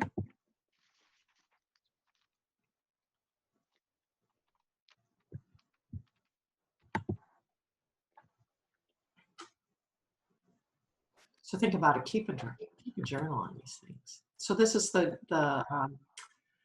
slide that I referred to earlier, physical rather than social distance. And the need to maintain social context. I was just on something called Slack. I don't know if you're familiar with it, but it's a way for an organization to interact with one another. And this is a professional group, but everybody was posting pictures of their lunches. There's something about eating together when you can't eat together. So it was just a funny little exercise that everyone's just, so I had soup for lunch, so I took a picture of my soup and posted it too. It was interesting, the different kinds of variations. And then I'd said to everybody, I'd invite you over if I could. but in a sense, we were sort of inviting each other into a meal together too. So Maya Angelou said, "We're more alike, my friends, than we are unalike." And I wonder about that, whether or not we look at, like, I am just like those prisoners in Shantung compound, in that I am likely to be looking out for myself rather than keeping an eye on others. And that's a part of me as well. So in what way can I, truthfully look at that in myself and also aim to manage it in a different way? So this is what I was referring to earlier.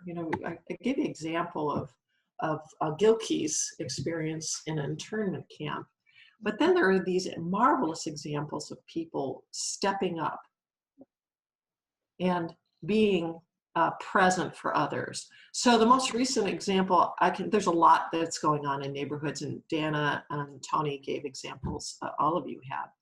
But this is remarkable to me, what happens post-tornadoes. And I think I heard Skip say, when I made a touch base with him, because he's in the Nashville area, about the impact on him. He immediately said, "What did you say to me, Skip, when I contacted you? You remember?" Some to the effect that I'm okay. The tornado occurred the same place it did when I was a pastor downtown, almost essentially the same place in '98. And it was devastating. I don't remember what I said to you, though. I remember. Well, you said, "I'm going to see what I can do to help." Oh, yeah. The I had surgery just as it was happening, so I've not been able to help, except by sending donations and making phone calls. That's about all I can do at this point. But I was really surprised at the extent of the damage. I had one of my follow-up checkups last week out in an area east of Nashville, and when I arrived to the hospital to the right of it, all these trees were down. I thought, well, maybe the tornado came through here. And when I went on the elevator, got on the 6th floor and got off, looked out the big window, all I saw were blue tarps on all these houses. And I said, wow, this is far more devastating than it was in '98. I mean, it was, for miles, all I saw were blue tarps on houses.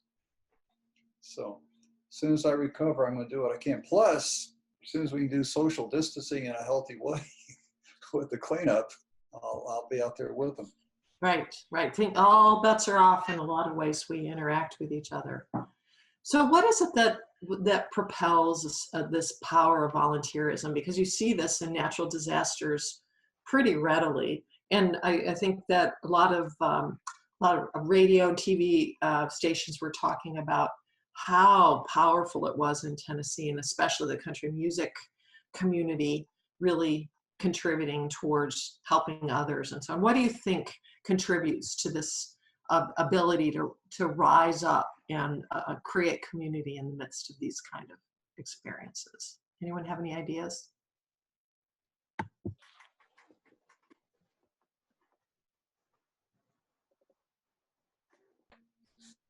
What's your experience? Well, one of the things I noticed in '98 and already here is that many of us have friends who are affected. And several of us have friends who had family who died. And so there's a natural desire to want to help friends and family,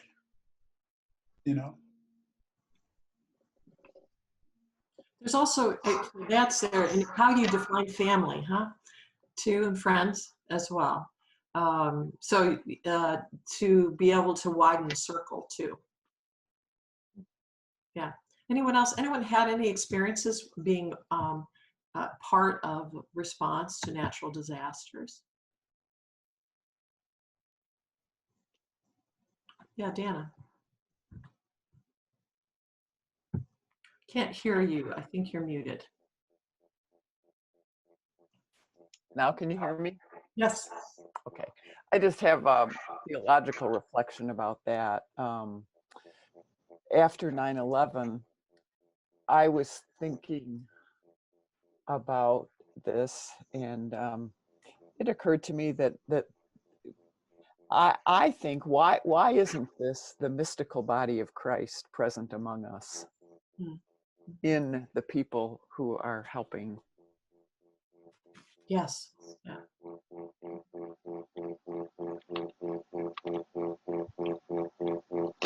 And from a broader view, all 6 of the major world religions all have the concept of doing to others as you would like them to do to you.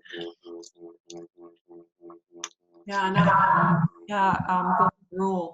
I think about that not in Bowen terms, having to do with not doing back that which has been done to you as well, whether if that is untoward in some way, not reacting to that which is mean, cruel, debilitating, whatever. Yeah, thank you. Yeah, Skip. With 3 of our Methodist churches got devastated, practically all torn down.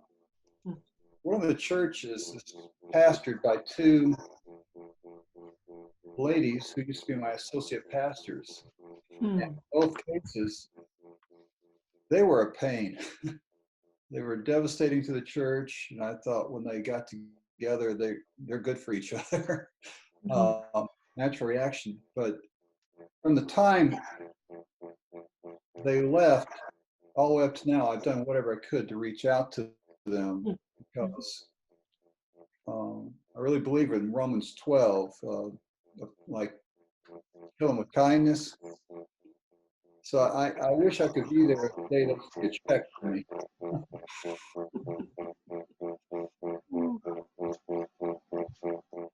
Is anyone else hearing a noise? I think someone can mute their thing. Let's try and have everybody mute first. Yes? Everybody mute, please. She's asking everyone mute. Let's just see. Okay. Why don't we, this would be the sign if you want to speak, unmute. There's something within the system that is causing that, that, I don't know if you could hear it, but it was like a vibrating. I hate to slow down the responses though, but let's do that. Unmute and then I'll watch for you. So one of the experiences I had, and I've talked about this quite a bit, is in 1995. I was pastor just down the road from the Murrah Building in Oklahoma City. And I had 2 parishioners that actually were on their way to a meeting there. They were FBI agents and were late because of other things with family. So thank God. But I've never seen such a combination of reactions and responses. One, the community outreach, the clergy just kind of poured in, worked cross-denominationally, really powerful stuff. The other side, though, was a lot of anti-Muslim reactivity in the town I served in. There were shots directed at the mosque in town, and the clergy in town rallied around, and actually we took time, each took a period of time to stay at the mosque and show solidarity with our Muslim brothers and sisters at that time. But the other piece that has been a real powerful reminder is the ways in which the community remembered those who were killed. So there was a lot of misinformation that got out at first, and assumptions about who was responsible for what. And the clarity of the communication and the focus on both grief and care and gratitude for the community was very, very powerful. A lot of reactions, though, once the reality came out that these were homegrown terrorists and not international terrorists. So that there was really a change in perception about where some of these thoughts about government change and upheaval. You'll see up on top, on the upper left-hand side, there was one tree that survived the bombing, and that is considered to be a miracle. And the center on the top is a look at the memorial, and up at the top it says 9/01, which was the time that the blast happened, as remember. And every person who was killed in the bombing, there is a chair around a reflection pool with their name on it. And you can see in the middle picture on the top are all those chairs lit up at night in memory. And then every year there is a marathon held in April on the date that the bombing happened. And all the money goes towards, there's a pretty incredible memorial that includes a lot of education about how one does understand terrorism and how one looks for evidence to find out, what the reality is of what happened in situations like this. So I think about this, as much as I love Oklahoma too, I'm also just incredibly proud of a place that Connie Chung had announced to national news was really backwater in its approach to medical attention, and sort of had an old stereotypical view. And in fact, I think that they gave a witness to the world about how one responds to hate with love. Any other examples from your experience about how the community rallies, thinks about principle, thinks about what's important, keeps in mind that people are going to react, but doesn't react back?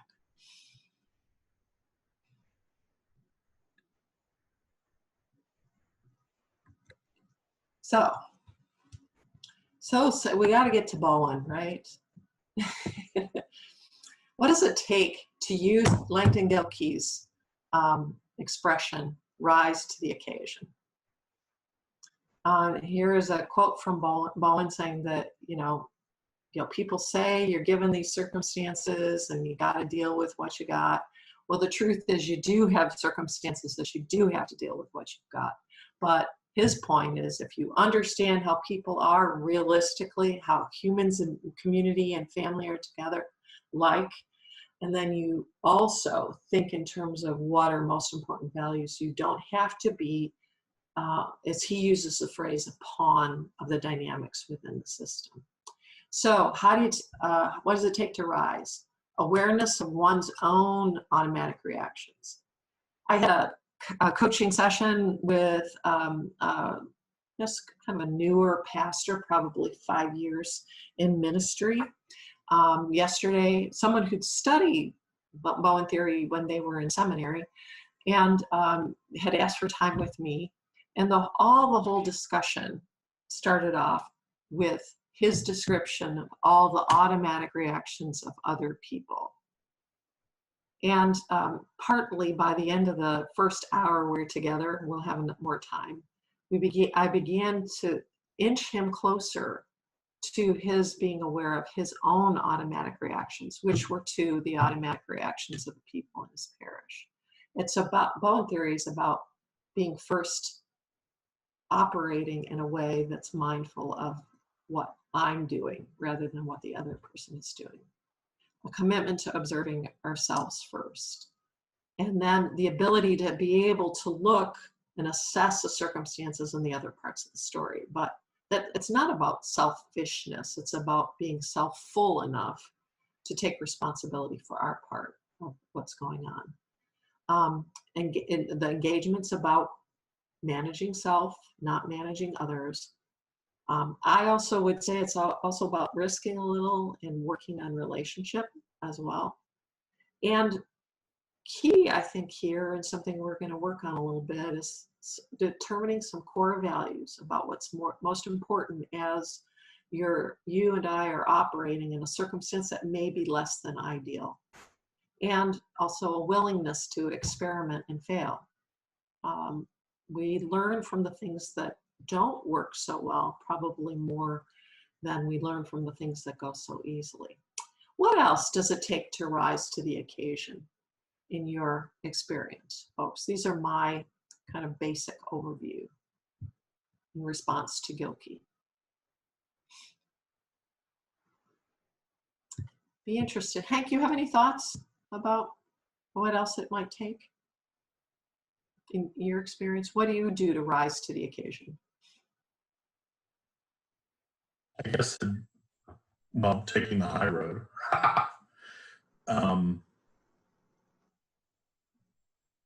I had become, I don't know, I guess from life experience. Of course, all of us learn from life experience, right? And this has become a more clear way to deal with things. And I think particularly the self-awareness component is I think key. Okay, thanks. Yeah. Rick or Beth, you have any thoughts? What else, what helps to rise to the occasion in your experience?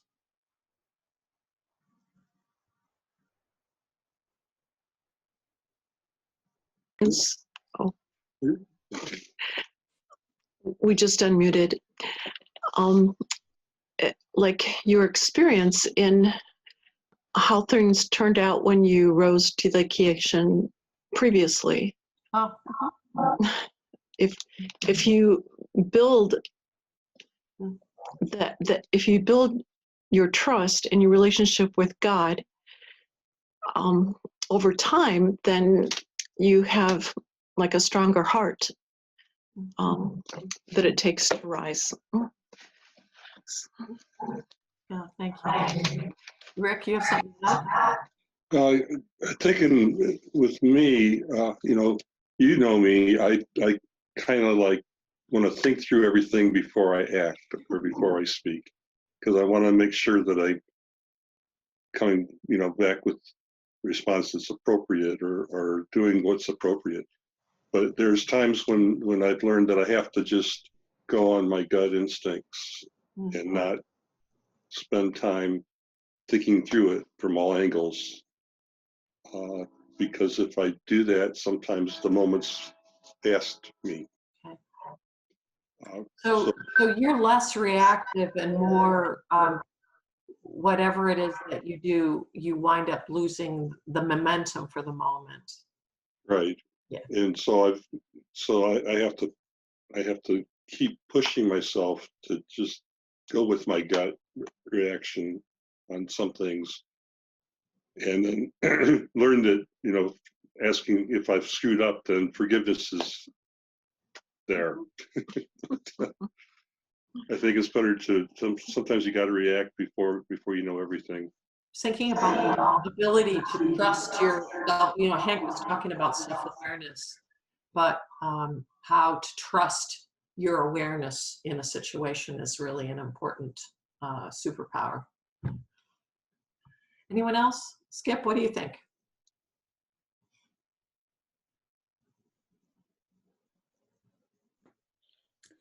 I'm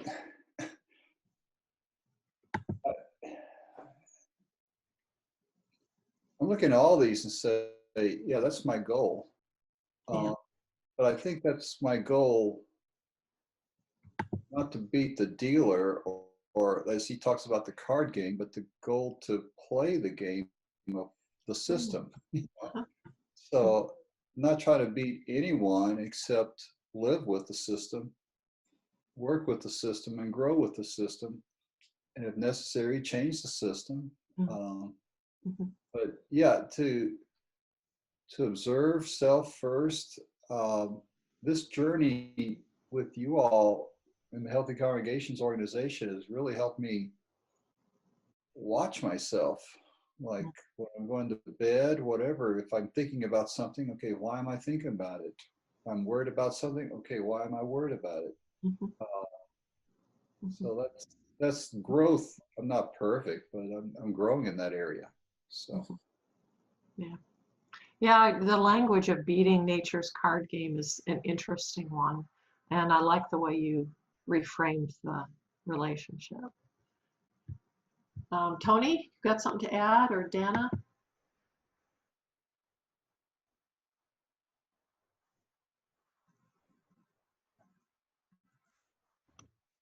Dana, do you have something? Yeah, unmute. We can't hear you, Dana. Okay. There we go. I just go back to the 3 questions you opened with. What's going on? And this is how we rise to the occasion. Ask what's going on, what ought to be going on, and how might I respond? That's what happened with this Irish sing-along. I thought, what should be happening here? And then I thought, well, I don't really want to be the person to do this, but if I don't do it, who's going to? And then other people stepped up, and now another neighbor has organized something else, and another neighbor has started a Facebook page. It's like all it took was one little thing, and there Nice. it goes. Nice. Yeah. Yeah. That's great. Thanks. And Tony? For me, the issue is how does one develop another way of thinking about what's happening around us in our immediate lives in the larger world? Because what you were showing earlier is the power of the automaticity, which is evolutionarily advantageous for all of us to react immediately. And there's a percentage, myself included, who pretty much live in that automaticity world and don't know another way of thinking, that there are even other options. So that for me, the introduction that there's another way to think about what is happening in our species and in the larger universe opened the door, not necessarily to a quick fix, but it opened a path that afforded options. And I think what Dr. Bowen is talking about is having some kind of agency in our lives. Whereas there's a percentage of the human herd that is pretty much operating in all of us at times, just on those automatic pilot responses. So, long-winded way of saying, getting another way to think about the world and how it operates was the key to beginning to function a little bit differently. Thank you. So the shift, according to Bowen, is when any one of us can control our own emotional reactiveness. Tony's comment was a nice segue. And accurately observe the functioning of system and their part in it, and can avoid counterattacking when provoked. And when an active relationship can be maintained with other key members without withdrawing or becoming silent, the entire system will change in a series of predictable steps. Now, the system may change, but it may not be as quickly or in the way that we expect. But this is the shift here. So Ed Friedman in Failure of Nerve, Leadership in the Age of the Quick Fix talks about what contributes towards the shift. And he makes a very strong point that our imagination is also a piece of what is part of our emotional system. And to make use of that is part of settling into seeing possibilities. It is, I think of imagination and creativity as living on the edge between the stuff that's about connectivity and the stuff that is about individuality. So it's got this bridge capacity so that it draws from the emotional side, but it also has thoughtfulness that contributes towards something different happening. And he talks about the fact that anxiety is something that's about relationships. It's about what's going on between people rather than something just in the mind. It's a product of the vibrations between people and groups and so on. And he says that the capacity to be decisive is more important than being, continue to be informed. So he talks a lot about the fact that people can, and maybe this is what Rick was talking about, any one of us may be waiting till we've figured everything out and gotten all the data that we need. But taking some kind of action based on what we know and clarity about whether it's research or perspective or whatever is more important in this way of thinking than waiting for all the data to come in. And we should foster responsibility for ourselves and our integrity over worrying about how other people are feeling or any sensitivities that are there, because it's out of that we can keep an eye on all of that and interact with that sensitivity in a clear way. He talks about the leader being defined, and that's essential for a community to become more and more mature, and for a leader to be connected as best as possible. The person that I talked to yesterday, the newer pastor, we talked a little bit about this staying connected to everybody in the parish in the midst of what he saw as challenges around two people in the congregation fighting with one another. And he says that stress that we experience usually is a result of how we're operating in triangles, and rather than whether or not we're working too hard, it's the relational tone in triangles that seems to add what we would sometimes call burnout or stress. And he makes it really clear, and I have some difficulties with what people have done with this, but he says that crisis and sabotage can be signs of success. And that is that something's disruptive in the system that may be an indication that there has been more maturity being introduced. I have found some of our colleagues, though, claiming things are sabotage as a way to, I'd say, blame or consider that there's something wrong with the other person, rather than a dynamic of the system that partly maintain keeping connected, standing for your own values in the midst of sabotage. But it's one of those words and one of those experiences that I think gets interpreted in a way to protect self rather than realize what's going on in the process. And he makes very clear that the past is always residing in the present, and it isn't just a prelude to it, that there are elements of it, and always in how we're interacting in any organization.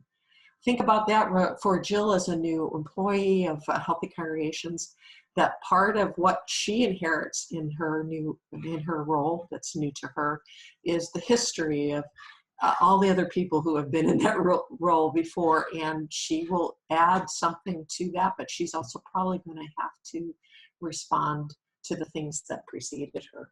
Just like I had to respond and sometimes react when I started working as the executive director for Healthy Congregations because of Pete's leadership prior to me. Our thoughts about this. Key notes, key points from a failure here.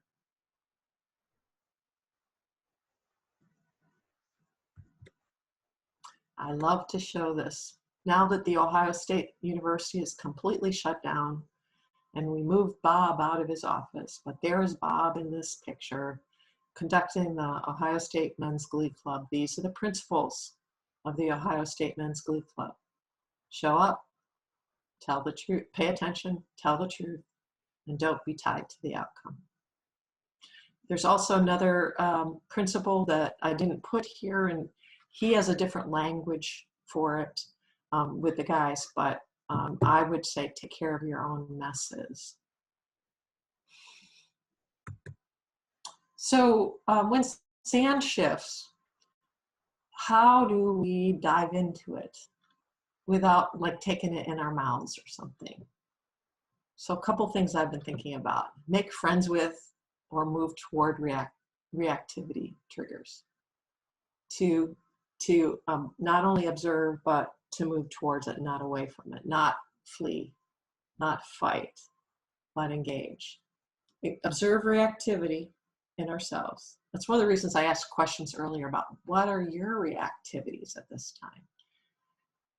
Always reflecting on what we see in ourselves with grace too. Those things are there, as the Porges boys said, they're there for survival, and you could say even thrival, but sometimes they don't operate in a way that contribute towards our thrival in this world that we live in today, and to re-engage. So I looked at it as this is not a test that you pass or fail.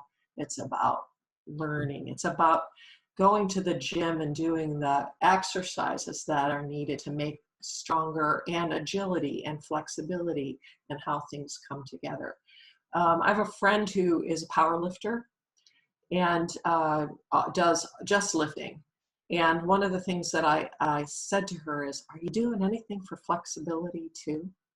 And she said, I don't need to, I just need to be strong. That's another way of being strong, is you add to your repertoire so you have more capacities, not just one ability. So these are just a couple of things about that contribute, and I think that they're consistent with what Porges teaches, just in my own words, about how we increase in an era of changing, shifting sands, new information every day, changes in what we're told. How do we increase our own presence and calm? If we can avoid or decrease stressors, that might be possible, but we're face to face in some ways with some of our stressors, even more when we're enclosed in places that we don't have the options we normally do to flee to, even for a short time, or to have some distance from the emotional stuff. So I also think sweating is really good for the body. So if anyway, I know yesterday I just put on layers of clothes and went walking in the rain, and I was working pretty hard, working and walking pretty fast. And I think that the sweat is just really good for us.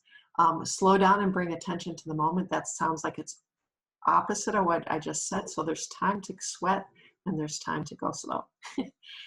Notice our breathing. Notice what's happening in our senses. Are we seeing something more? Are we feeling something more? Just being more aware with our bodies. Diagram the triangles we're in. Really interesting as we're holed up in our homes, what that might look like. Where are the stronger connections? Where are the stressors? And focus on our own theses. I'm using that's a language from my own tradition, but Luther stated during Reformation era, we're in another Reformation era, but Luther stated what he thought Scripture said, that sort of opened up a revolution and a reformation. But how can we state our own theses? He had 95 of them. We may only have 1 or 2 or 3. Our principles of belief. What, as Tony said earlier, what we'd be willing to die for. Staying connected in important relationships. And I think that I was trying to think of what would be the best language to use. Develop radical honesty that is light. There's some ways that we can be more and more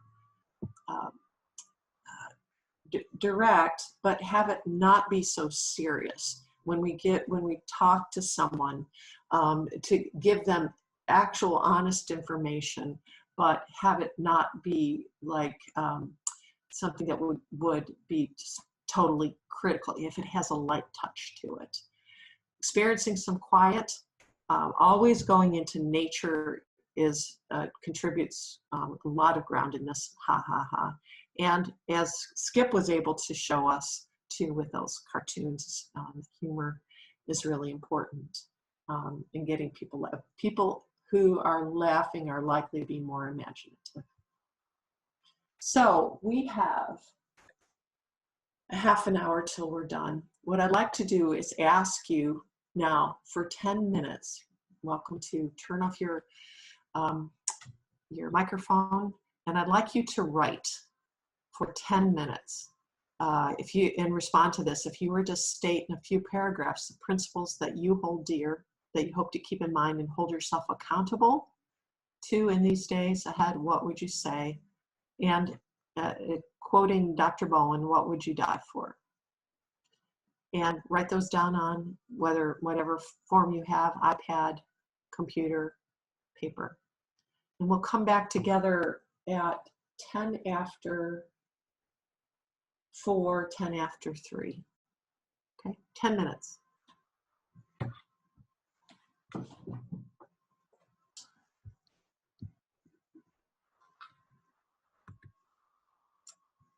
So this slide includes another one of Lalo Garcia's wonderful paintings called Creadora de Lux. It's about illumination. In this case, this is about the light coming into the world. Jesus, this is a Mary and Joseph portrait with Jesus yet to be born. But what we're going to do, Jill is helping me with this, is we're going to deploy you into rooms. There'll be 2 breakout rooms, 3 people each. And so if you want to quickly, I don't believe that you'll be able to see this slide when you go into your room, but if you would just review the process, each one share individually without interruption what you have written about during these 10 minutes. And those who are not talking about what they've written, just listen and take notes if you would like to about what you've heard. Then a brief opening up if there was any questions for clarification of one another thoughts, what you weren't sure if you heard or not. And then each one of you, if you go around through the 3 of you, share some new perspective if you have as a result of writing this down or thinking about your core beliefs and even listening to the thoughts of others. Okay? So first, share without comment or interruption, then clarification, then any new thoughts that you have. You will receive an invitation to go into a room. Just if you would click on that you accept it, and then you'll have 15 minutes to talk among yourselves. And then you will automatically again get an invitation to return to the large group. I ask that you accept that and come back, and I have a couple of more things to share with you before we end at 4:30. Okay?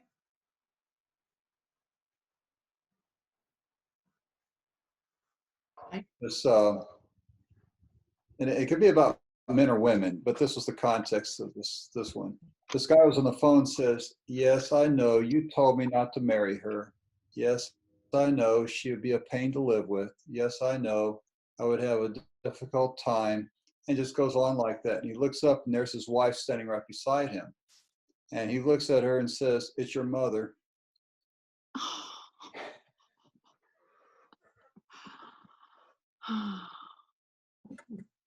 A lot of has to do with context, you know. Yes, right. That's right.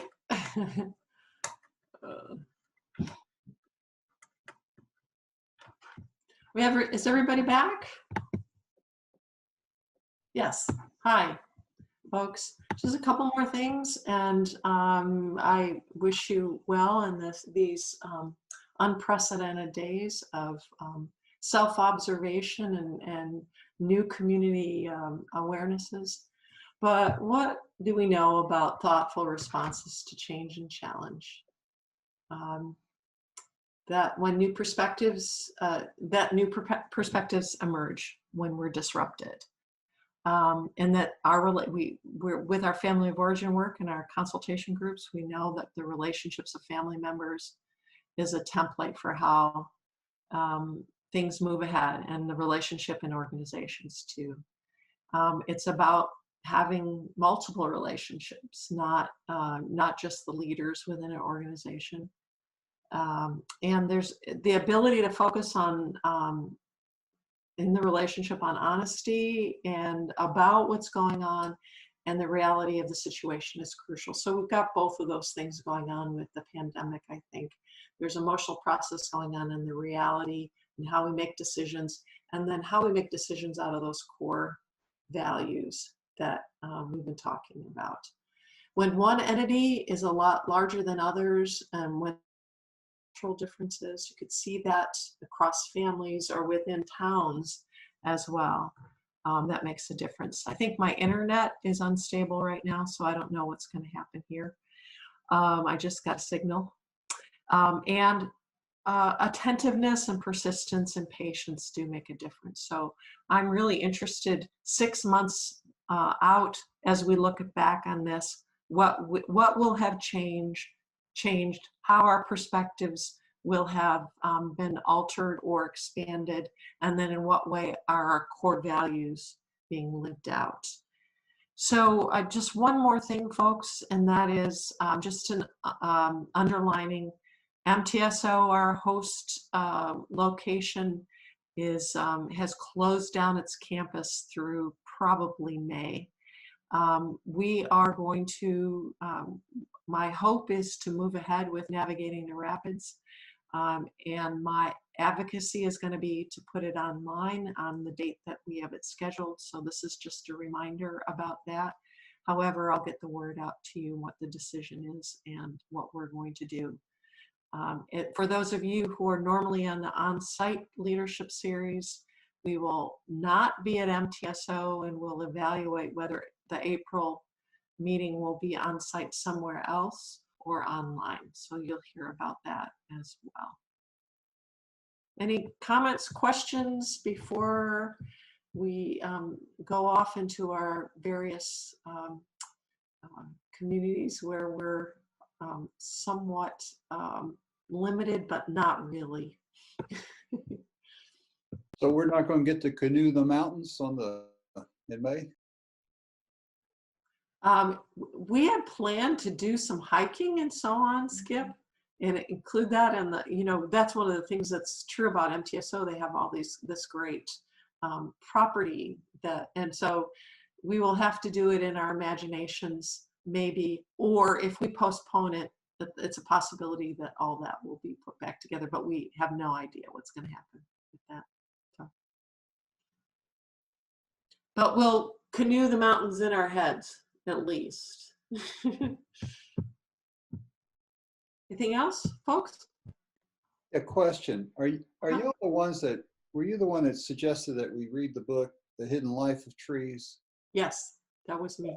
I just finished it last week, and fantastic book. I loved it from beginning to end. And it really is. You can see the comparison of systems theory with all that we're doing here. So if you haven't read it, I highly recommend it. It was just fascinating. That's great.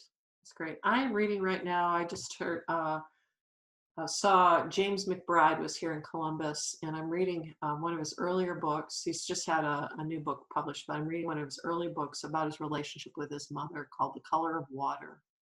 And there's a great quote in there about the gender of God, and the title of the book comes from that conversation. So I'll commend that to you. James McBride, The Color of Water. And it's back and forth. It's a story of his life and her life, chapter by chapter. If you've not read it, it's really wonderful. I came across a great book called The Third Plate, just unbelievable. It's very similar to The Life of Trees. Are y'all familiar with that? The Third Plate. It's by,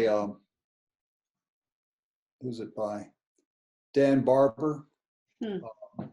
About the system of how the basic thing is he's a chef, but for him to produce good food, he's got to have good soil.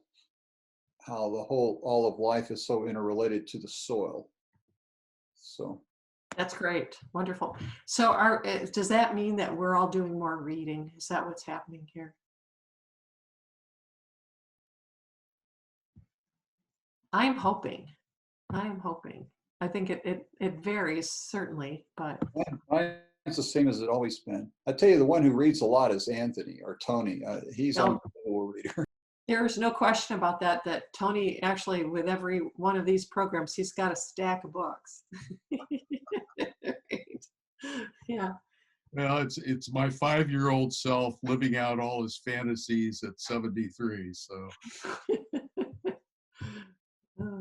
I am loving reading this McBride book because a lot of times I'm mostly reading for work, and this is just out of enjoyment and wanting to explore a new author. And it just happened that it coincided with the combination of me having a little bit more flexibility, not that much more, but a little bit more. Blessings to y'all. Take care. Thank you. Bye. Thank you for this opportunity. Yeah, thanks, Hank. I appreciate it. Glad to have You, Jill. Emlyn, did you need Thank to? you. Emlyn,